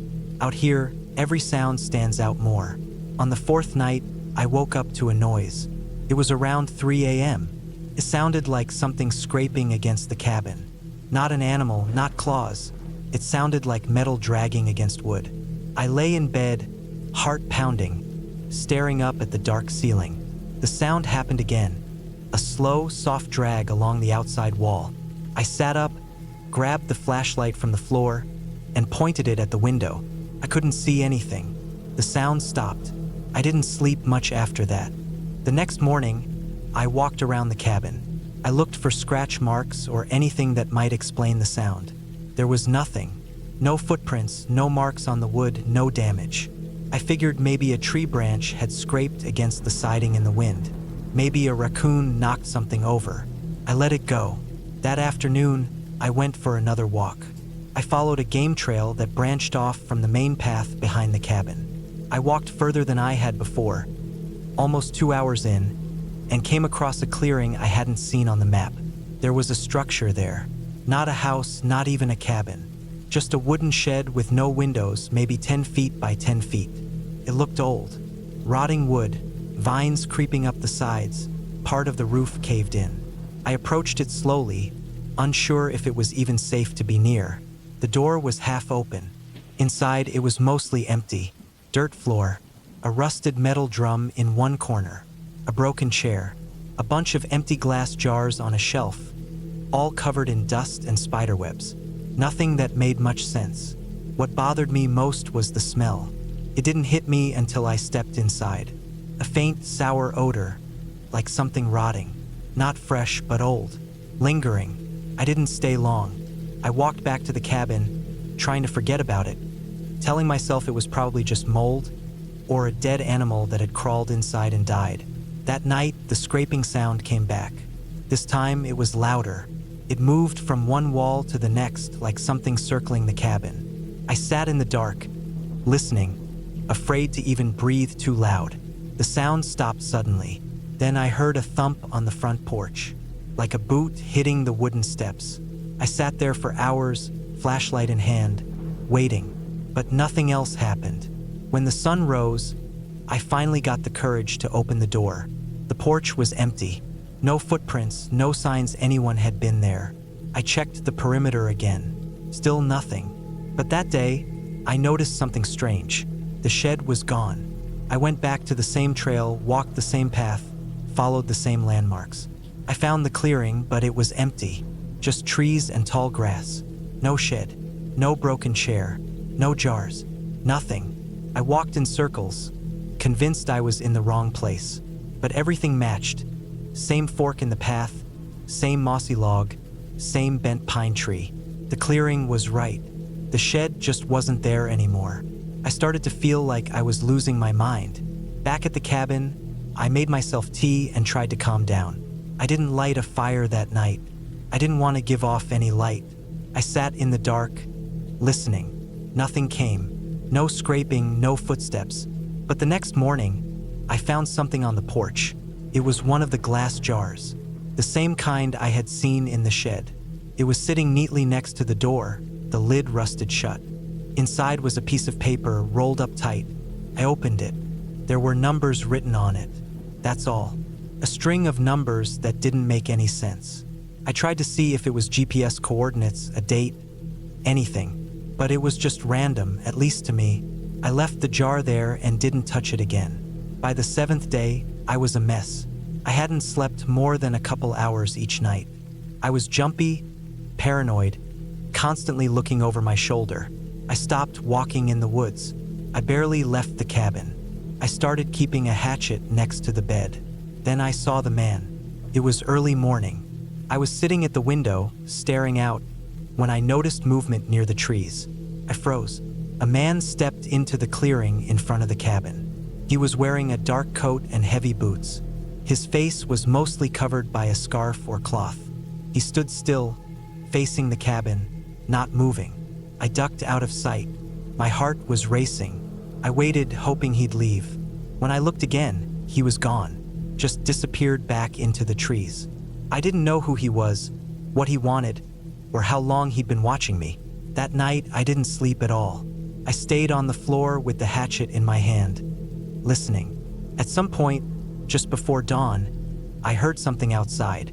A low hum, not an engine, not mechanical, just a low, almost vibrating sound that rose and fell like breathing. Came from the woods. It lasted maybe 5 minutes, then stopped. I packed my things at sunrise. I was done. I didn't care how far the nearest town was. I didn't care if the car made it back down the rough trail. I just wanted out. But when I opened the cabin door, I saw something that made my blood run cold. There were footprints in the dirt, dozens of them, bare feet, different sizes, some small like children, all circling the cabin, all leading away into the woods. I didn't think. I just ran to the car, threw my stuff inside, and drove. I didn't stop, not to eat, not to rest. I drove until I was back on paved roads, until I could see other cars, other people. I drove all the way to the city before I finally pulled over and broke down crying in the parking lot of a gas station. I never went back. I didn't tell the police. I didn't report anything. What could I say? That a shed vanished? That someone left me a jar with numbers? That I heard noises in the woods? They'd think I was crazy. I spent weeks trying to make sense of it. I even tried.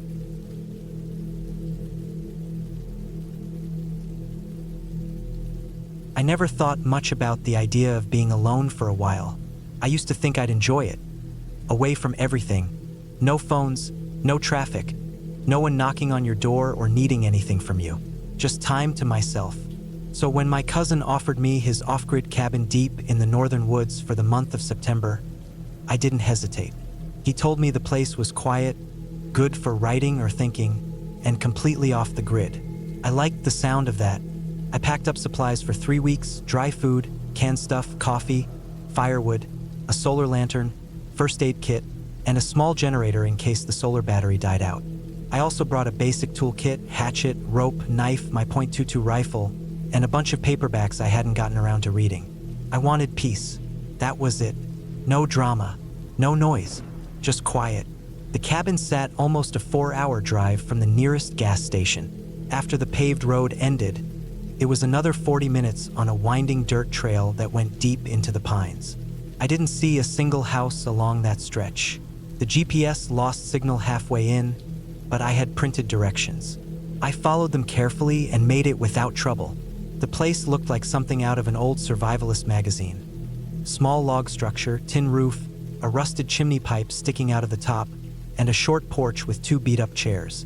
It was set back from a dried creek bed with thick trees in every direction. No neighbors, no cell service, nothing, just me and the trees. Inside, the place was simple.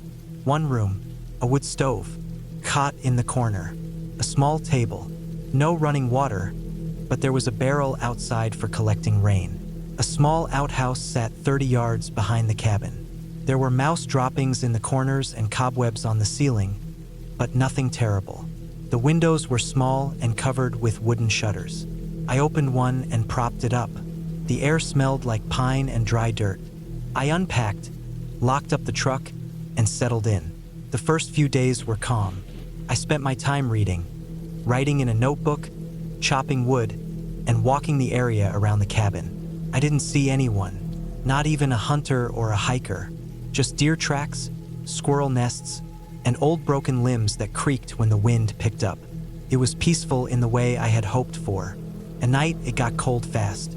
The temperatures dropped into the 40s by 9 p.m., so I'd keep the fire going low until I fell asleep.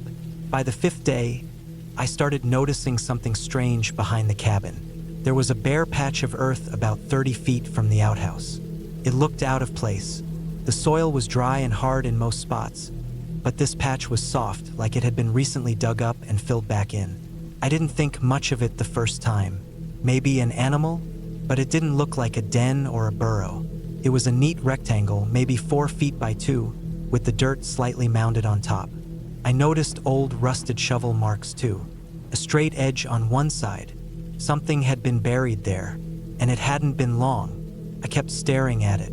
Every time I went outside, I found myself glancing at that patch. I tried ignoring it, told myself it wasn't my business. Maybe it was just some trash buried by a hunter, but it started bothering me more than I wanted to admit. So on the 8th day, I brought out my small shovel and started digging. The soil gave way easier than I thought. About a foot down, I started hitting plastic. Tarp, dirty, blue, and heavy. I kept going, my heart beating a little faster now. The tarp was wrapped around something. I pushed more dirt aside, grabbed a corner, and pulled. The smell hit first. It wasn't strong, but it was there. Rot, old meat, wet fabric. I stopped breathing through my nose and kept digging. I pulled more of the tarp loose and saw what looked like a work boot, then a pant leg. I backed away. There was a body wrapped up in that tarp. I stood there for a long time. My hands were shaking. I kept looking back at the cabin, like something would be different if I just turned around. But it wasn't. That thing was still half buried, still wrapped up, still not supposed to be there. I didn't know what to do. I had no phone signal, no internet, no one to call. The truck was the only way out, but it was a long ride just to get to a signal. And I wasn't even sure if I should leave this place now. What if someone knew it was buried here? What if they came back? I walked in circles around the cabin for over an hour, trying to decide what to do. Finally, I covered it back up. Not fully, just enough to make it look like I hadn't disturbed it. I didn't want to spend the night with that thing half uncovered out there. I loaded my rifle, locked the cabin door, and sat up all night listening to every sound in the woods. I didn't sleep. The next morning, I packed everything up: food, clothes, tools. I shoved it all in the back of the truck and got ready to leave. When I went to start it, the engine wouldn't turn over. Nothing, just a soft click. I tried again. Same thing. I opened the hood, checked the battery cables, jiggled the ignition wires. Nothing worked. I checked the gas gauge. Half a tank. I had fuel. I tried the starter again. Dead. It didn't make sense. The truck had been fine yesterday. I'd even started it for 10 minutes just to let the engine run. Now it was completely dead. I walked around the truck, looking for signs of tampering. Nothing obvious. But I couldn't shake the feeling that something was wrong. Not just with the truck, with the whole place. The silence felt different now. Heavy. That afternoon, I hiked about 2 miles west toward a small ridge where I thought I might get signal. I held my phone up and walked in slow circles. Nothing. I gave it another half mile. Still nothing. By the time I made it back to the cabin, it was getting dark again. I ate cold beans and tried to stay calm. The next morning, I planned to hike out completely. Maybe 15 or 16 miles to the main road. It'd take all day, but I'd do it. That night, I heard something. Around 2 in the morning, I was half asleep when I heard a crunch outside. Footsteps. Slow. On dry leaves. I sat up in the cot, heart racing. The fire was low, but I could still make out the inside of the cabin. I stayed frozen. The footsteps moved from the back of the cabin to the side window. Then nothing. I didn't move for over an hour. I kept the rifle next to me and just waited. Eventually, I must have fallen asleep because I woke up with the sun. I went outside and looked around. No tracks, no sign of anything, but the soft patch of dirt was dug up again. I walked over to it and saw the tarp was fully exposed now. Someone or something had dug it up during the night. I looked around the trees, half expecting to see someone watching me, but nothing. I stared at the body, still wrapped, the smell worse now, and I wanted to throw up. I couldn't stay here another night. I packed water, food, flashlight, knife, and headed out by foot. I stuck to the dirt trail the truck had come in on, hoping it would eventually lead back to that gas station or at least to somewhere with signal. I walked fast, trying not to think about what I'd found. I didn't stop. After about 5 miles, I saw something that made me stop cold. Tire tracks. Fresh. They weren't mine. They were deeper, wider, like from an off-road vehicle. And they were recent, maybe a few hours old. They led toward the cabin. Someone else had been there. I kept walking. The trail curved and narrowed. The trees were thick, the sunlight barely getting through in places. Every little sound made me jump. I kept thinking someone was behind me. Around mile 9, I heard a faint engine. I stopped. It sounded far off but was coming closer. I ducked off the trail and hid behind a thick pine. A black ATV came around the bend. One guy on it, face covered with a cloth, black jacket, riding slow like he was looking for something. He stopped where my boot prints were on the trail. He looked down, then he looked around. I didn't breathe. After a minute, he kept driving slowly, following the trail, the one I had just been walking. I stayed hidden until I couldn't hear the engine anymore. Then I moved through the woods instead of the trail. It was harder, slower, but safer. I didn't want to be seen. I hiked for hours. Around late afternoon, I found a road. Gravel, narrow, but a real road. I followed it until I found a fire lookout tower. It was empty, but there was a radio. I tried it. No response. I waited there overnight. Just before sunrise, a ranger showed up in a truck. He was checking fire danger levels. I told him everything: the cabin, the buried body, the dead truck, the man on the ATV. He called it in. A full investigation followed. They found the body, still wrapped in the tarp. It was badly decomposed, but they confirmed it was a man, late 30s, gunshot wound to the chest. They also found a makeshift trap wired to the cabin door, a shotgun shell rigged with string. If I'd opened the door wrong that last morning, I would have taken a shot to the gut. The truck battery had been tampered with. They found cut wires underneath. The ATV? Never found.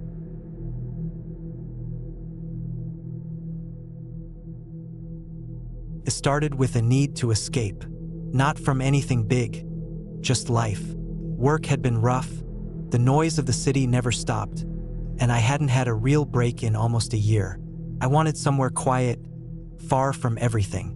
I didn't want any people around me, no traffic, no phone calls, no emails. Just quiet, air that smelled like trees, and a place where I could sit and hear nothing but wind or water. I found this cabin online through a private listing. It wasn't on any popular rental site, just a personal website that looked old, maybe made in the early 2000s. The pictures showed a simple wooden cabin, one floor, a front porch, a slanted metal roof. It was surrounded by thick pine trees, with a gravel driveway that looked barely wide enough for a truck. The owner, whose name I never really caught, maybe something like Harold or Harris, had only one rule: no visitors, no parties, no phone calls. That was perfect. The place had no cell service, no internet, and no landline. The guy said there was a generator for power, a propane tank for heat and cooking, and a well out back with a hand pump for water. It sounded primitive, but that was exactly what I wanted. I booked it for a full week in mid-October. That time of year, the mountain was supposed to be quiet. Hunting season hadn't started yet, and most tourists were gone by then. The guy gave me a rough map, literally drawn by hand, and told me to follow it carefully since GPS wouldn't work up there. I printed the directions, packed up my truck with a week's worth of food, a few changes of clothes, and some gear like a flashlight, first aid kit, and a hatchet for firewood. I left early on a Sunday morning and drove nearly 6 hours before I left the paved roads. Then I drove another 90 minutes on gravel, up winding hills, across a narrow old bridge, through forest roads that seemed forgotten. By the time I reached the cabin, it was almost 5 p.m. and already starting to get dark. It was smaller than I expected. One room, really. A small kitchen area with a propane stove and a metal sink that drained into a pipe sticking out the back wall. A table with 2 chairs, a twin bed with an old wool blanket, and a wood stove in the corner with a pile of firewood next to it. There was a single window on each wall. No curtains, just thin glass. The floor creaked when I walked, and the place smelled like dry wood, ash, and something slightly musty. There were mouse droppings in the corner, but I didn't care. It was still better than my apartment. I unpacked, started the generator outside, and got the lights on. They flickered at first but held steady. That first night was cold, and I had trouble sleeping. The woods made noise. Branches creaked, animals rustled. The wind blew hard through the trees. Every now and then, I heard something knock against the cabin wall. I kept telling myself it was just the wind or maybe a branch falling, but the noise always came from different sides, and sometimes it sounded heavier than what a small branch would make. Still, I was tired and eventually passed out. The next morning, I felt better. The sun came through the east window, and it looked like it was going to be a clear day. I made coffee using my camping kettle and took it out to the porch. There were no trails or anything to explore, just dense trees, boulders, and steep slopes. The air was still and cold, and there was no sound besides some birds and the wind in the treetops. I felt good that morning, peaceful even. Around noon, I went out back with the hatchet and started splitting some firewood. I made a decent pile and stacked it near the back wall. That was when I noticed the first strange thing: boot prints. At first, I thought they were mine. I had walked around a bit when I arrived the day before, but these were deeper, fresher, and going in a different direction, toward the tree line. They were wide and deep, like someone had been standing in one spot for a while. I followed them a few feet into the woods, but they disappeared fast. The forest floor was covered in pine needles and dead leaves, and the prints just ended after maybe 20 steps. That unsettled me, but I told myself it might have been the guy who owned the place, checking up on something before I arrived. Or maybe they were old and just looked fresh. I went back inside, but I couldn't stop thinking about it. That night was worse. The knocking came back, louder. It wasn't random anymore. It moved from the left wall to the back, then the front. Sometimes fast, sometimes with long pauses in between. I sat up in bed and just listened for nearly an hour. At one point, it stopped completely. I almost fell asleep again, but then I heard it right under the floor. Not scratching or creaking. Something solid, like a knock. I knew there wasn't a basement. I checked when I arrived. The cabin was built on short wooden stilts, just a few feet off the ground. You could see under it from the side. I tried to ignore it, thinking maybe a raccoon or something got under there and was bumping against the floorboards. The next morning, I went around the cabin and checked under it. There were no animals, no nests, no sign of anything. But the dirt was disturbed, and in one spot, there was a small indentation like someone had been lying down under the cabin. That was hard to accept. I didn't know what to do. I looked around the woods again, thinking maybe I'd find more boot prints or trash or something, but the ground gave me nothing, just needles, bark, and shadows. I started to feel like I was being watched, especially when I turned my back to the trees. I couldn't see anything out there, but it felt like something could see me. That third night, I locked the door, even though it had no real lock, just a sliding bolt on the inside, and dragged the small table in front of it. I kept the generator running longer than usual and left the lights on. It made me feel safer, even though it also made me easier to spot from the outside. The knocking didn't come that night, but I heard other things. Footsteps on the gravel behind the cabin, twigs snapping. I sat up in bed for hours, holding the hatchet. By the fourth day, I stopped going outside unless I had to. I rationed my food more carefully and only pumped water once. Every sound made me flinch. I started keeping the hatchet with me even inside. I barely slept that night. I heard what sounded like breathing outside my window. Not heavy, not fast, just slow, quiet breathing. I didn't look out. I didn't move. I laid there under the blanket and counted in my head to keep calm. I counted to 500 before it stopped. The next morning, I saw something that made my stomach turn. A shirt, my own shirt. It had been hanging on a nail inside, near the kitchen. Now it was hanging from a tree branch outside, about 20 feet into the woods. Someone had taken it. I hadn't gone out since the day before. I would have seen it. That meant someone came inside. I checked everything. My bag was untouched. My food was still sealed.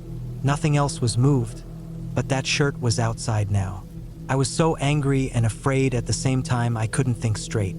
I wanted to leave, but I couldn't bring myself to walk into the woods to get back to the truck. That would mean walking toward whatever was out there. That fifth night was the worst. I didn't sleep at all. I sat at the table with the flashlight and hatchet, listening. Every now and then I turned the light off to listen better, then turned it back on quickly to check the windows. I never saw anything, but I knew it was out there. At one point, I thought I saw a figure standing behind a tree. Tall, wide shoulders, just barely visible in the moonlight. But when I turned the flashlight that way, nothing was there. Still, I know what I saw. It was only there for a second, but it was real. By morning, I was exhausted. I packed up what I could, got the generator shut off, and walked as fast as I could to the truck. The woods felt wrong, silent. Even the birds weren't making noise. When I got in and started the engine, I felt a small sense of relief. That changed quickly. As I started backing down the driveway, I saw it. A man, standing just inside the tree line. He wasn't moving. He wore dark clothes, maybe a jacket and a hat or hood. I couldn't see his face. He didn't wave, didn't run. Just stood there, completely still. I didn't stop. I didn't even slow down.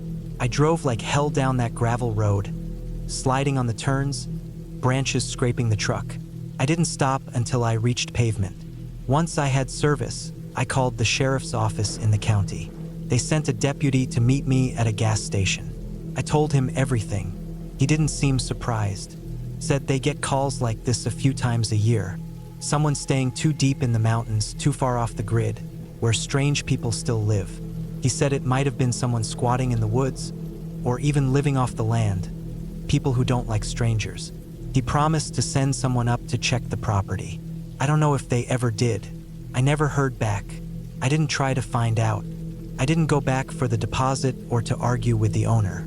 I left the rest of my stuff in the cabin. I just drove home. When I got back to my apartment, everything felt louder.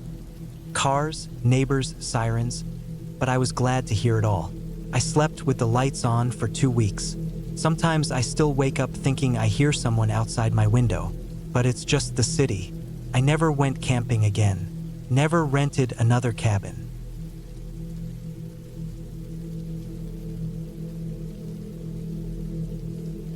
Work was getting too stressful. My phone never stopped ringing. My mind was tired, and I could feel it wearing me down. I hadn't been sleeping right for months. My eyes would sting from the moment I woke up until I shut them again, but I never felt fully rested. It got to a point where even being around people made me anxious. I didn't want to talk. I didn't want to think. I just wanted to go somewhere quiet and be alone. That's why I rented the cabin. It was one of those off-the-grid places in the northern part of the state. No internet, no phone reception, no electricity. It ran on propane with a small tank behind it for the lights and heating. There was a hand pump for water and a small outhouse about 20 steps from the back door. I found the listing through a forum that focused on minimal living and off-grid retreats. It looked like the kind of place I needed, basic, simple, completely cut off from everything. The guy who owned it sent me the code to the lockbox after I paid through a wire transfer. He told me it was mostly hunters who stayed there during elk season. But this time of year it was empty and quiet.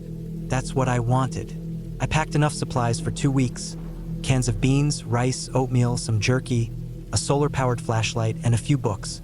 I brought a small first aid kit, a radio that ran on batteries, and a knife just in case. Nothing fancy. I wanted peace. I wanted stillness. I wanted to hear my own thoughts again. The road to the cabin was barely a road at all. It turned into gravel and then narrowed into a dirt trail that twisted between trees and dropped into little ditches. I had to go slow with my SUV, tires crunching over stones and dried branches. Every few minutes, I'd stop and check the map I printed out from the forum. There were no signs, just faint landmarks like bend in river and rock shaped like skull. It took me almost 5 hours to get there from the nearest gas station. When I finally saw the cabin through the trees, I felt a strange kind of relief. It was small, just a square wooden box with a pitched roof and a chimney. The outside was weathered and gray. The windows were dusty, but it looked solid, like it had been standing there for decades. I parked next to the porch and stepped out. The air smelled like pine and cold dirt. Everything was quiet, not even birds. I walked up the steps and opened the lockbox, then turned the key in the door. The hinges creaked loud as I pushed it open. Inside, it was exactly like the photos.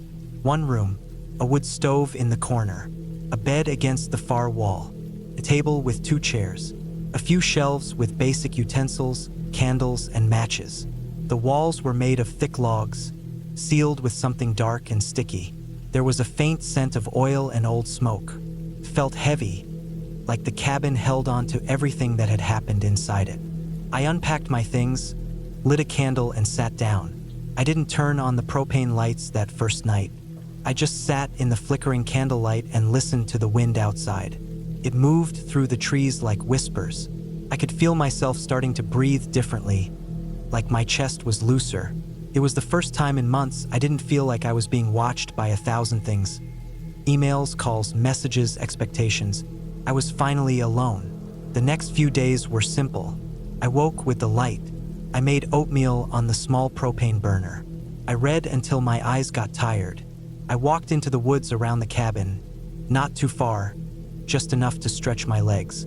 There was an old game trail that ran behind the cabin, cutting through the trees and climbing a small hill. I followed it a few times, always making sure to mark my path with broken twigs or small stones. It felt good to move again. I didn't bring a journal, but I found an old notebook on the shelf and started writing down my thoughts. Nothing deep, just small things. The way the sun came through the window in the morning. The sound of rain on the metal roof. How quiet everything was. It was probably on the 4th or 5th day that I found it. I was behind the cabin, walking near the edge of the treeline. The ground there was soft and wet. Moss grew thick over old logs and roots twisted underfoot like veins. That's when I saw the corner of something buried, just barely visible. First, I thought it was a rock, but it was too square. I crouched down and brushed away the dirt with my hand.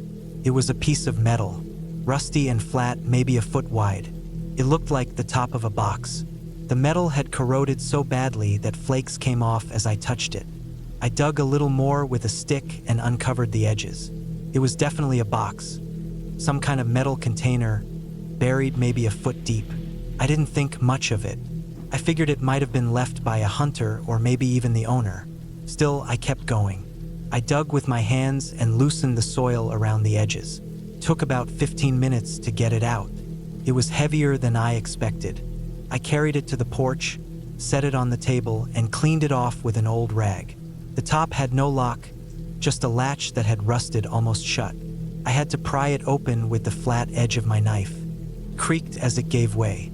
Inside were several things. There was a folded piece of fabric, stained dark and stiff.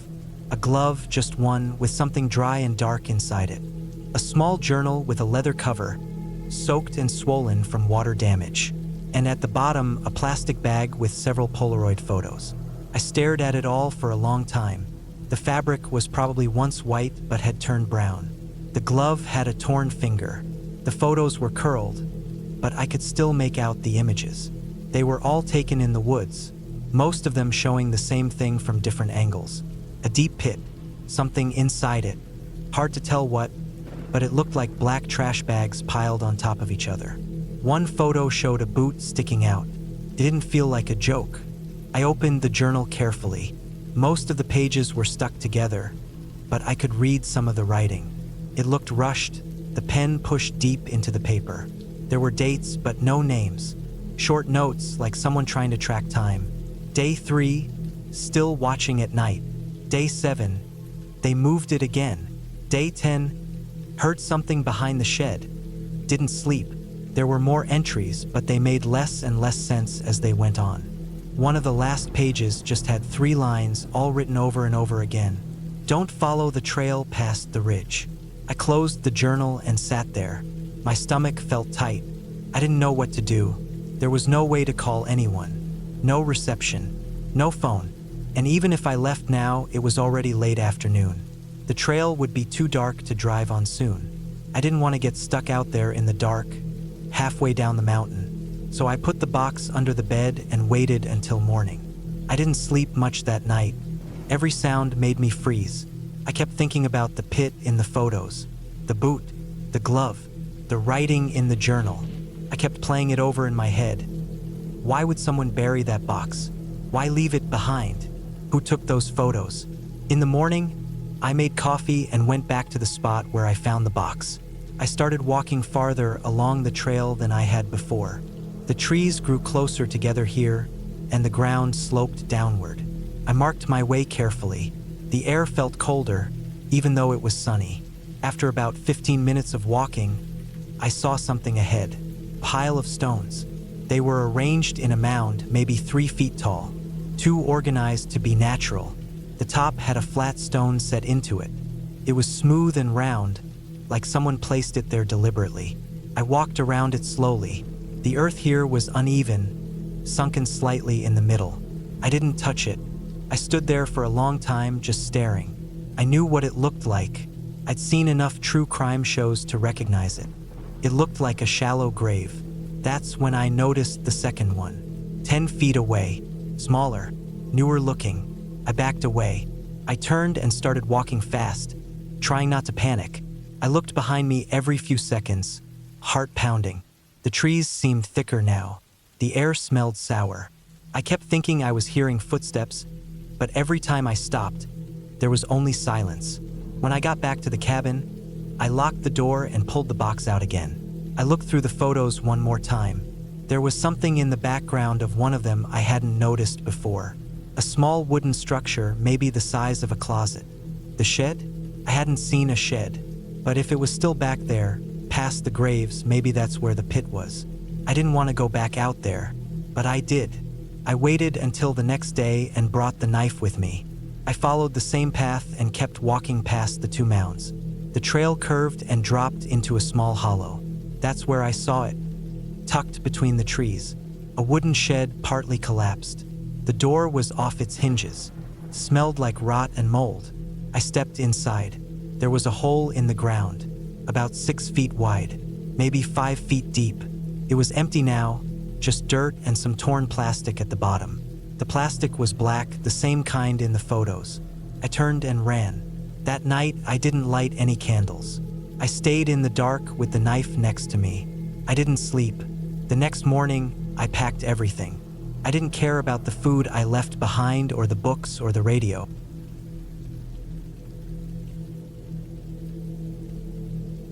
I booked the cabin in early September. My head had been spinning for weeks. Work, family, bills, city noise, I couldn't think straight anymore. I kept waking up at 3 in the morning with my chest tight and my eyes wide open. My doctor said it was anxiety. Maybe it was. But all I knew was that I needed to disappear for a while. I didn't want beaches or hotels or guided tours. I wanted silence. I wanted to be where nobody could knock on my door or call my phone. So I found this cabin online. It was old, small, and surrounded by woods on all sides. The nearest town was about 20 miles away. It had no Wi-Fi, no cable, no service, and only one other cabin about 50 yards down the hill. The ad said the cabin belonged to a quiet local man who didn't bother anyone. It sounded perfect. The drive was long, about 8 hours from where I lived. The last hour was nothing but dirt road, loose gravel, and deep tree cover that turned the sky dim even in the middle of the day. The rental company gave me a code for the lockbox. I arrived around 5 in the evening. It had just started to get cooler. I opened the door and was hit with the smell of dry wood and dust. It wasn't musty, just aged. The place was small, like the pictures. One room with a twin bed, a rocking chair, a small table, a wood stove, and a kitchenette with a propane burner. The bathroom was in the back, just a toilet and a shower. The cabin didn't have electricity, just a lantern, some candles, and a battery-powered radio. I unloaded my bags, made a quick sandwich, and stepped outside. The air was quiet, not just peaceful, silent. No cars, no hums, no yelling neighbors or TVs from the other side of the wall. Just trees, wind, and a few chirps of birds. I sat on the porch with my sandwich and breathed for the first time in weeks. The sun was setting through the trees, casting orange lines across the forest floor. That was when I noticed the other cabin. It sat lower down the slope. It looked older, maybe even abandoned. The porch roof was sagging, and the steps were warped. One of the windows was boarded up. There was no car, no movement. I stared at it for a while, wondering if the man lived there full-time or if he came and went. I didn't see any lights, smoke, or signs of life. I figured maybe he wasn't around, or maybe he just liked it quiet like me. That night, I fell asleep faster than I had in months. The next morning, I got up early, made coffee on the propane burner, and went for a walk through the woods. The forest was thick but manageable. A narrow trail curved along the side of the mountain, just wide enough to follow. The trees here were tall and old, the kind of forest that hadn't been touched in decades. I walked for an hour, not seeing a single person or even a footprint. When I came back, I read a book, cooked lunch, and sat on the porch with my feet up, watching the trees sway. Around 4 in the afternoon, I saw movement down by the other cabin. A man stepped out. He was tall, thin, and hunched a little. He wore a dirty brown jacket and faded jeans. I couldn't see his face clearly, but he moved slowly, like his back hurt or his legs were stiff. He walked around the side of the cabin, bent down to pick something up, and disappeared again. I watched him for a few minutes. He didn't look up once. No wave, no nod, just got what he needed and went back inside. I didn't think much of it. That night, I lit the lantern and sat by the window. I couldn't see the man's cabin from there, but I kept listening. I thought maybe I'd hear chopping wood or footsteps or something, but it was quiet, dead quiet. I went to bed around 10 and drifted off again, breathing easier than I had in weeks. But I woke up sometime after midnight. There was a sound outside, not an animal. I know the difference. It was slow, deliberate steps, on gravel. I sat up and listened harder. The sound stopped. I didn't move. I didn't breathe. Then I heard it again. Crunch. Pause. Crunch. It sounded like someone was walking up from the other cabin. I got out of bed and went to the window. I couldn't see anything. It was too dark, even with the moon. I lit a candle and stood by the window, heart racing. Nothing happened. I stayed there for 20 minutes. Still nothing. No sound. No lights. Nothing. Eventually, I crawled back into bed, but I didn't fall asleep for hours. The next morning, I walked down to the other cabin. Not to confront the man, just to check things out in daylight. His cabin looked even more rundown up close. The porch was covered in broken branches and leaves. The front door had deep scratch marks on it, as if someone dragged something heavy across it over and over again. I didn't go up to the door, but I lingered by the tree line, pretending to pick up rocks and look at the trees in case he saw me. I didn't see him. That day, I couldn't relax. I kept looking out the window. I kept hearing things that I wasn't sure were real. Every time a branch snapped or a leaf rustled, I tensed up. I told myself I was just being paranoid. I even made myself go for a walk again, but I kept glancing back over my shoulder the entire time. When I got back to the cabin, there was something sitting on the front step. It was a piece of animal bone. Long, white, clean. Looked like a deer femur. I hadn't seen it when I left. I stood there for a long time just staring at it. Then I picked it up, walked it to the woods, and tossed it far into the brush. That night, I locked the door and dragged the rocking chair in front of it. I barely slept. The next morning, I decided to leave a day early. I packed most of my things, loaded the car, and planned to head out the next morning at sunrise. But part of me didn't want to leave in the dark. That meant another night. One last night. I kept the lantern on for hours. I didn't go outside.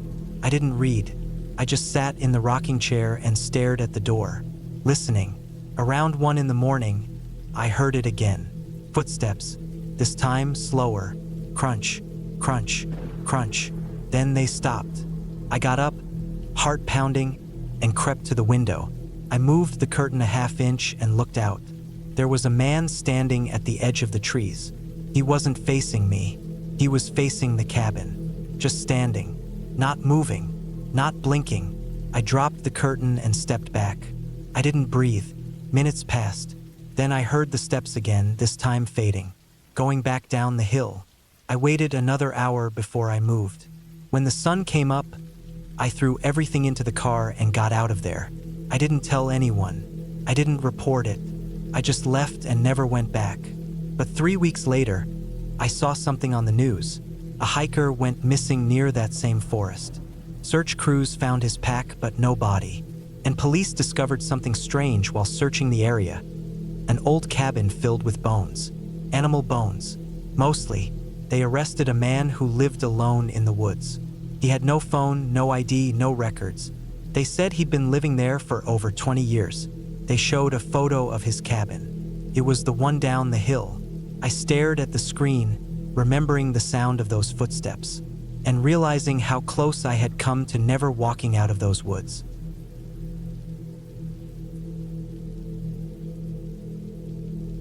I left the city because I needed space. Real space. The kind that makes you feel small and quiet.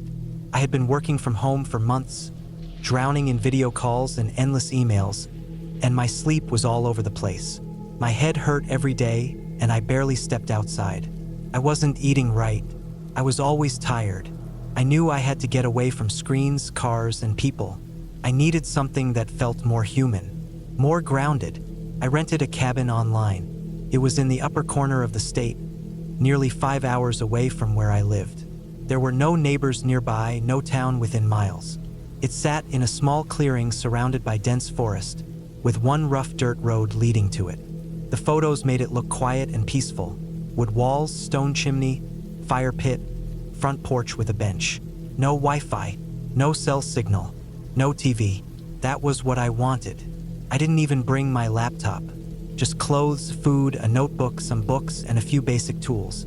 I got there late in the afternoon. The sky was turning orange, and the air was cooler than I expected. The cabin looked just like the pictures. It was simple but cozy. One big room with a bed in one corner, a wood stove near the middle, a kitchen area with a sink and counter, and a small bathroom with a dry compost toilet and a pump shower that didn't really get warm. There were 2 windows and 1 door. The floor creaked with every step, but it felt solid. There was no electricity. The cabin had a few battery-powered lanterns, and I brought some extra flashlights and candles. The fridge ran off propane, same with the tiny stovetop. There was a radio on the shelf, the kind that runs on a hand crank or solar panel. The air smelled like pine and old wood. I unpacked, lit a candle, and sat outside on the porch. I felt like I could finally breathe. That first night was quiet. I made pasta and sat by the fire pit for a while. There were stars everywhere, no city glow to hide them. I listened to the sounds of the forest, crickets, wind through trees, a distant owl. It felt so still and peaceful that I almost cried. I went inside and read until I got tired, then crawled into bed. The quiet felt strange at first, but I slept well. The next few days passed slowly in a good way. I walked in the woods, chopped some firewood, sat on the porch drinking coffee in the mornings. I started to feel calm again. I wrote in my notebook just random thoughts and things I noticed. I saw a few deer, heard woodpeckers, even saw a fox early one morning. My phone stayed off the whole time. I hadn't felt that kind of stillness in years. But on the fourth night, something shifted. Started small. I woke up around 2 a.m. because I thought I heard something. At first, I wasn't even sure what woke me. Maybe a branch had fallen on the roof or an animal had brushed against the wall. I sat up in bed and listened. The cabin creaked a little in the wind, like it always did, but nothing else seemed off. I waited a few minutes, then laid back down. But I didn't fall asleep for a while. I had a strange feeling in my chest. Not fear exactly, more like a tightness. Something felt wrong, but I couldn't say what. The next morning, I went outside and looked around. The firewood pile looked fine, no signs of animals. I checked the windows, the porch, even walked down the dirt road a bit, but didn't see anything unusual. I told myself I probably dreamed the noise. I'd been so tired, and sometimes the forest just plays tricks on you. That night, I stayed up later. I had a fire going outside and just watched the flames for a long time. I started hearing something out in the woods, far off. It wasn't clear. Not an animal sound I could recognize. Just a faint snapping sound every now and then, like dry twigs breaking underfoot. I figured maybe it was a deer or a raccoon. Nothing to worry about, but I kept hearing it, soft and irregular, like someone walking and then stopping, then walking again. I turned off the fire and went inside, locking the door. I pulled the curtains shut and turned on a lantern. My stomach felt tense again. That night, I didn't sleep much. I kept waking up and listening, but everything stayed quiet. In the morning, I was tired and a little on edge. I told myself I needed to relax. My brain was just making things up. But the next night, I heard it again. Louder this time. It wasn't close to the cabin, but it wasn't far either. The same sound, something walking slowly, stopping, then walking again. But what really got to me was that it circled. The sounds went from one side of the cabin to the other, like someone moving around it through the trees. I stood inside in the dark, holding a flashlight, staring out the window into total blackness. I couldn't see anything, just trees and shadows. I didn't go outside the next morning. I barely ate. I sat inside writing, trying to keep my mind off it. I kept thinking maybe it was just animals. Maybe I was imagining the pattern. Maybe being alone so long was messing with my head. But I still felt that tightness in my chest, that feeling that something was off. That night, I didn't light a fire. I sat inside with all the lanterns off, just a candle by the bed. I wanted to see if anything would happen. Around midnight, I heard it again. Footsteps, slow, deliberate, crunching leaves, cracking twigs. Then silence, then more footsteps. It moved around the back of the cabin. I could hear the leaves shifting, the soft drag of something against the ground. Not heavy, not fast, just steady, like someone walking with care. I didn't move. I held my breath. I felt sweat on my back. The cabin felt too small.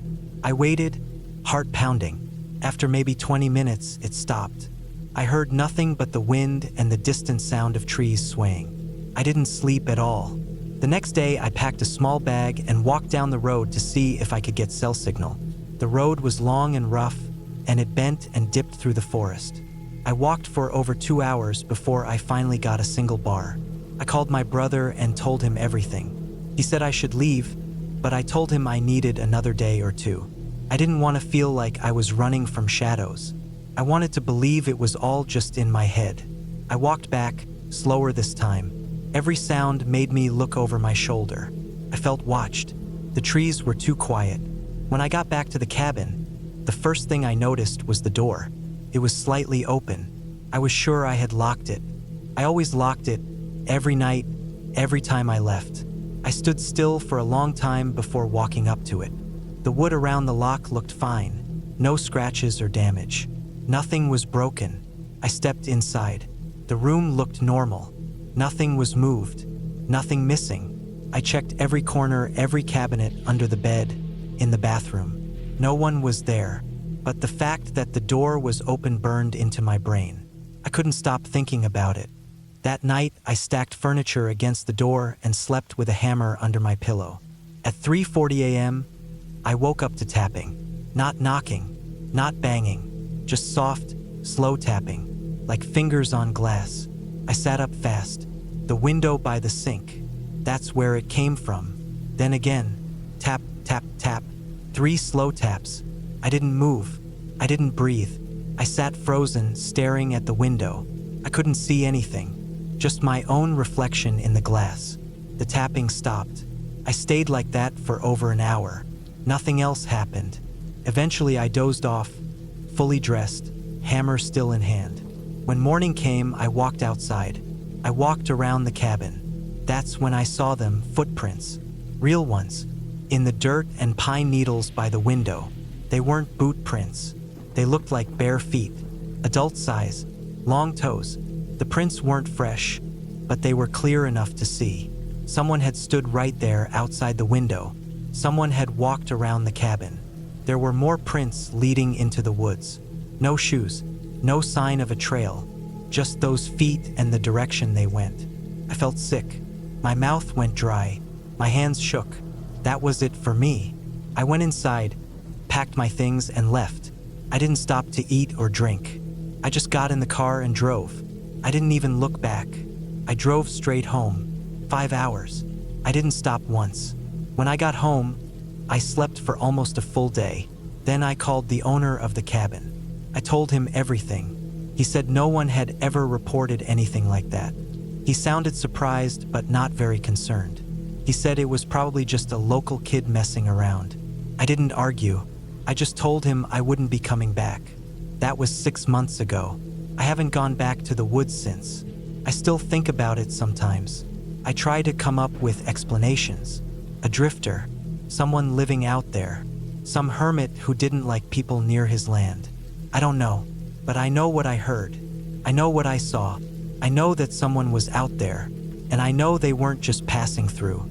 They were watching, waiting, and they were barefoot.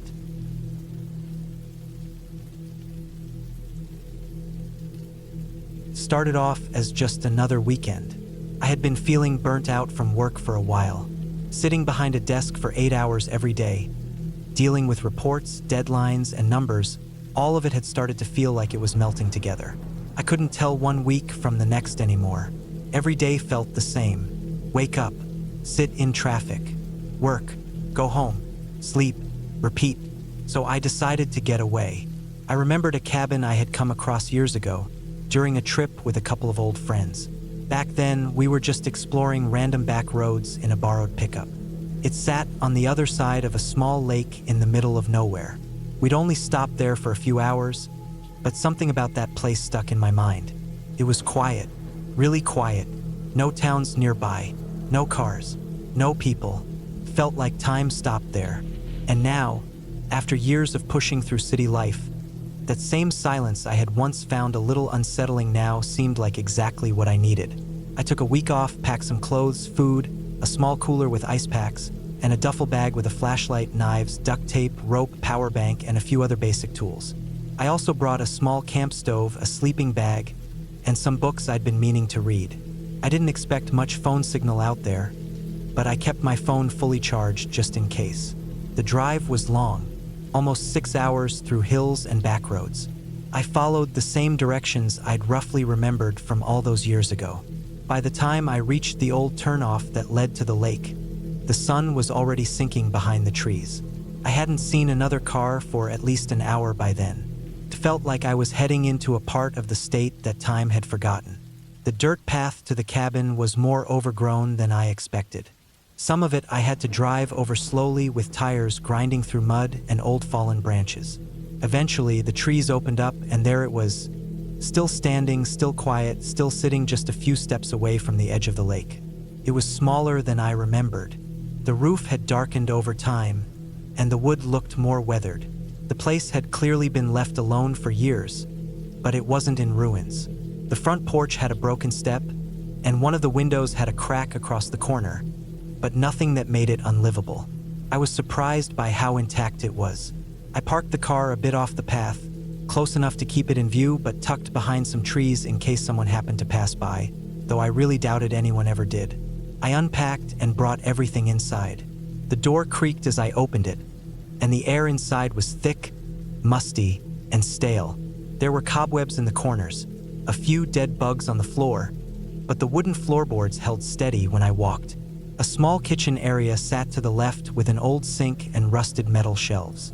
To the right was a short hallway that led to a tiny bathroom and a back bedroom with a low ceiling. I set my stuff down, opened a couple of windows to air it out, and started cleaning.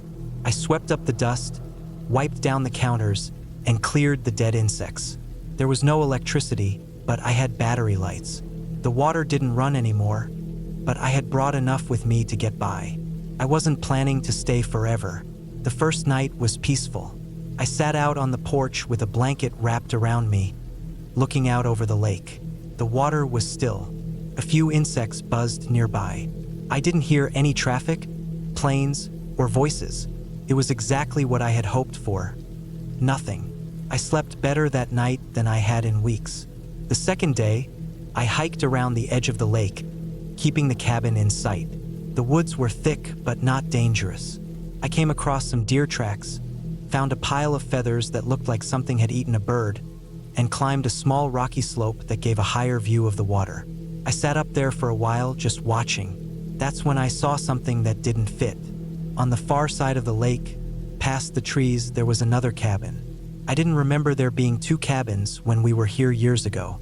I was sure we'd only come across one. This second one was smaller and barely visible through the trees. It looked like it was set a little further back from the water. I could only see it from that higher angle. From the porch or even the edge of the lake, the trees would have blocked it completely. But from up high, I saw the outline of the roof and the edge of a wall. I stared at it for a while, wondering how I had missed it before. Maybe it had always been there and we just hadn't gone far enough around the lake. It didn't look new. In fact, it looked even more run down than the one I was staying in. A part of the roof seemed collapsed, and the outer walls were grayed out and sun-bleached. I decided to check it out the next day.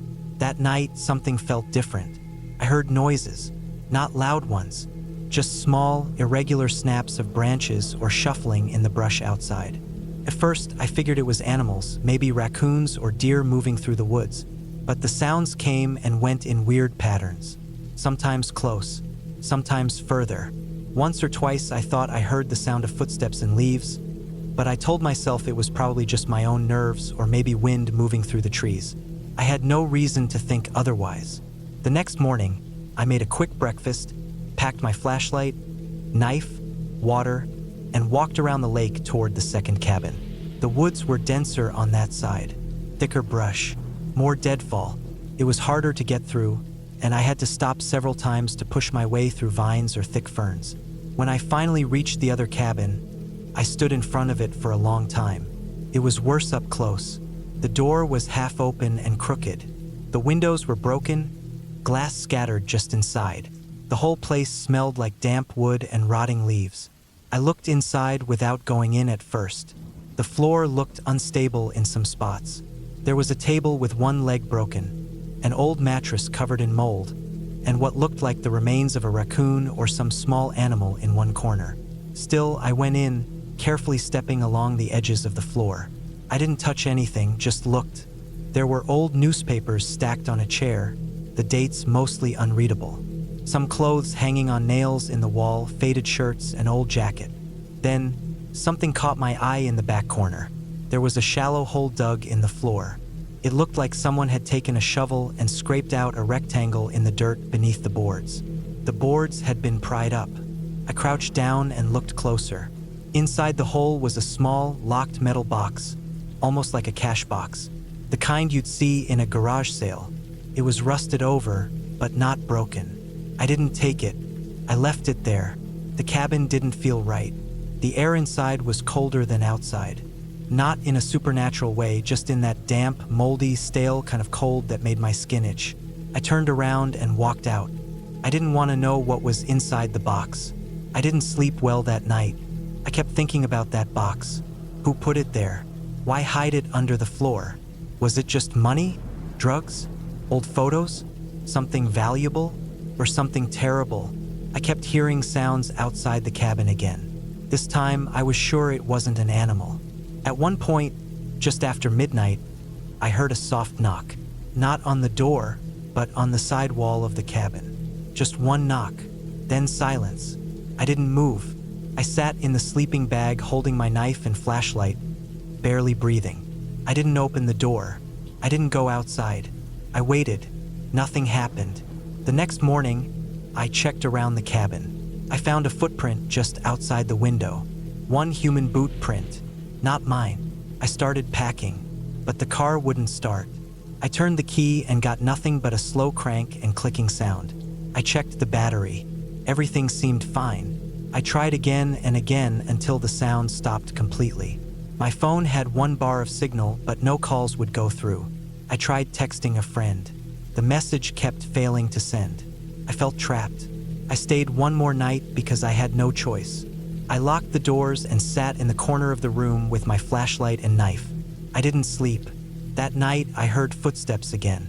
Clear ones, slow ones, moving around the outside of the cabin. Then the sound of something tapping lightly on the window. Not knocking, tapping. Then dragging. Then silence. I waited until morning. I didn't even open the door. I just stayed put, holding the knife. When the sun rose, I opened the window and climbed out. I didn't want to risk opening the door. I took my backpack, left the rest behind, and started walking down the dirt road I came in on. I walked for hours. No cars passed. No houses. Just miles of empty road. Eventually, I reached a small ranger outpost, completely exhausted. The ranger looked at me like I had just walked out of a war zone. I told him I'd been camping and got lost. I didn't mention the second cabin. I didn't mention the noises or the box in the floor. I didn't mention the footsteps or the knock on the wall. He gave me a ride back to the main town. From there, I called a tow service to get my car. Took 3 days. They towed it out of the woods, and when I asked what was wrong with the engine, they just said the starter had been tampered with. Wires disconnected like someone had cut them on purpose. That was it for me. I never went back. Even now, I don't know who or what was in that second cabin.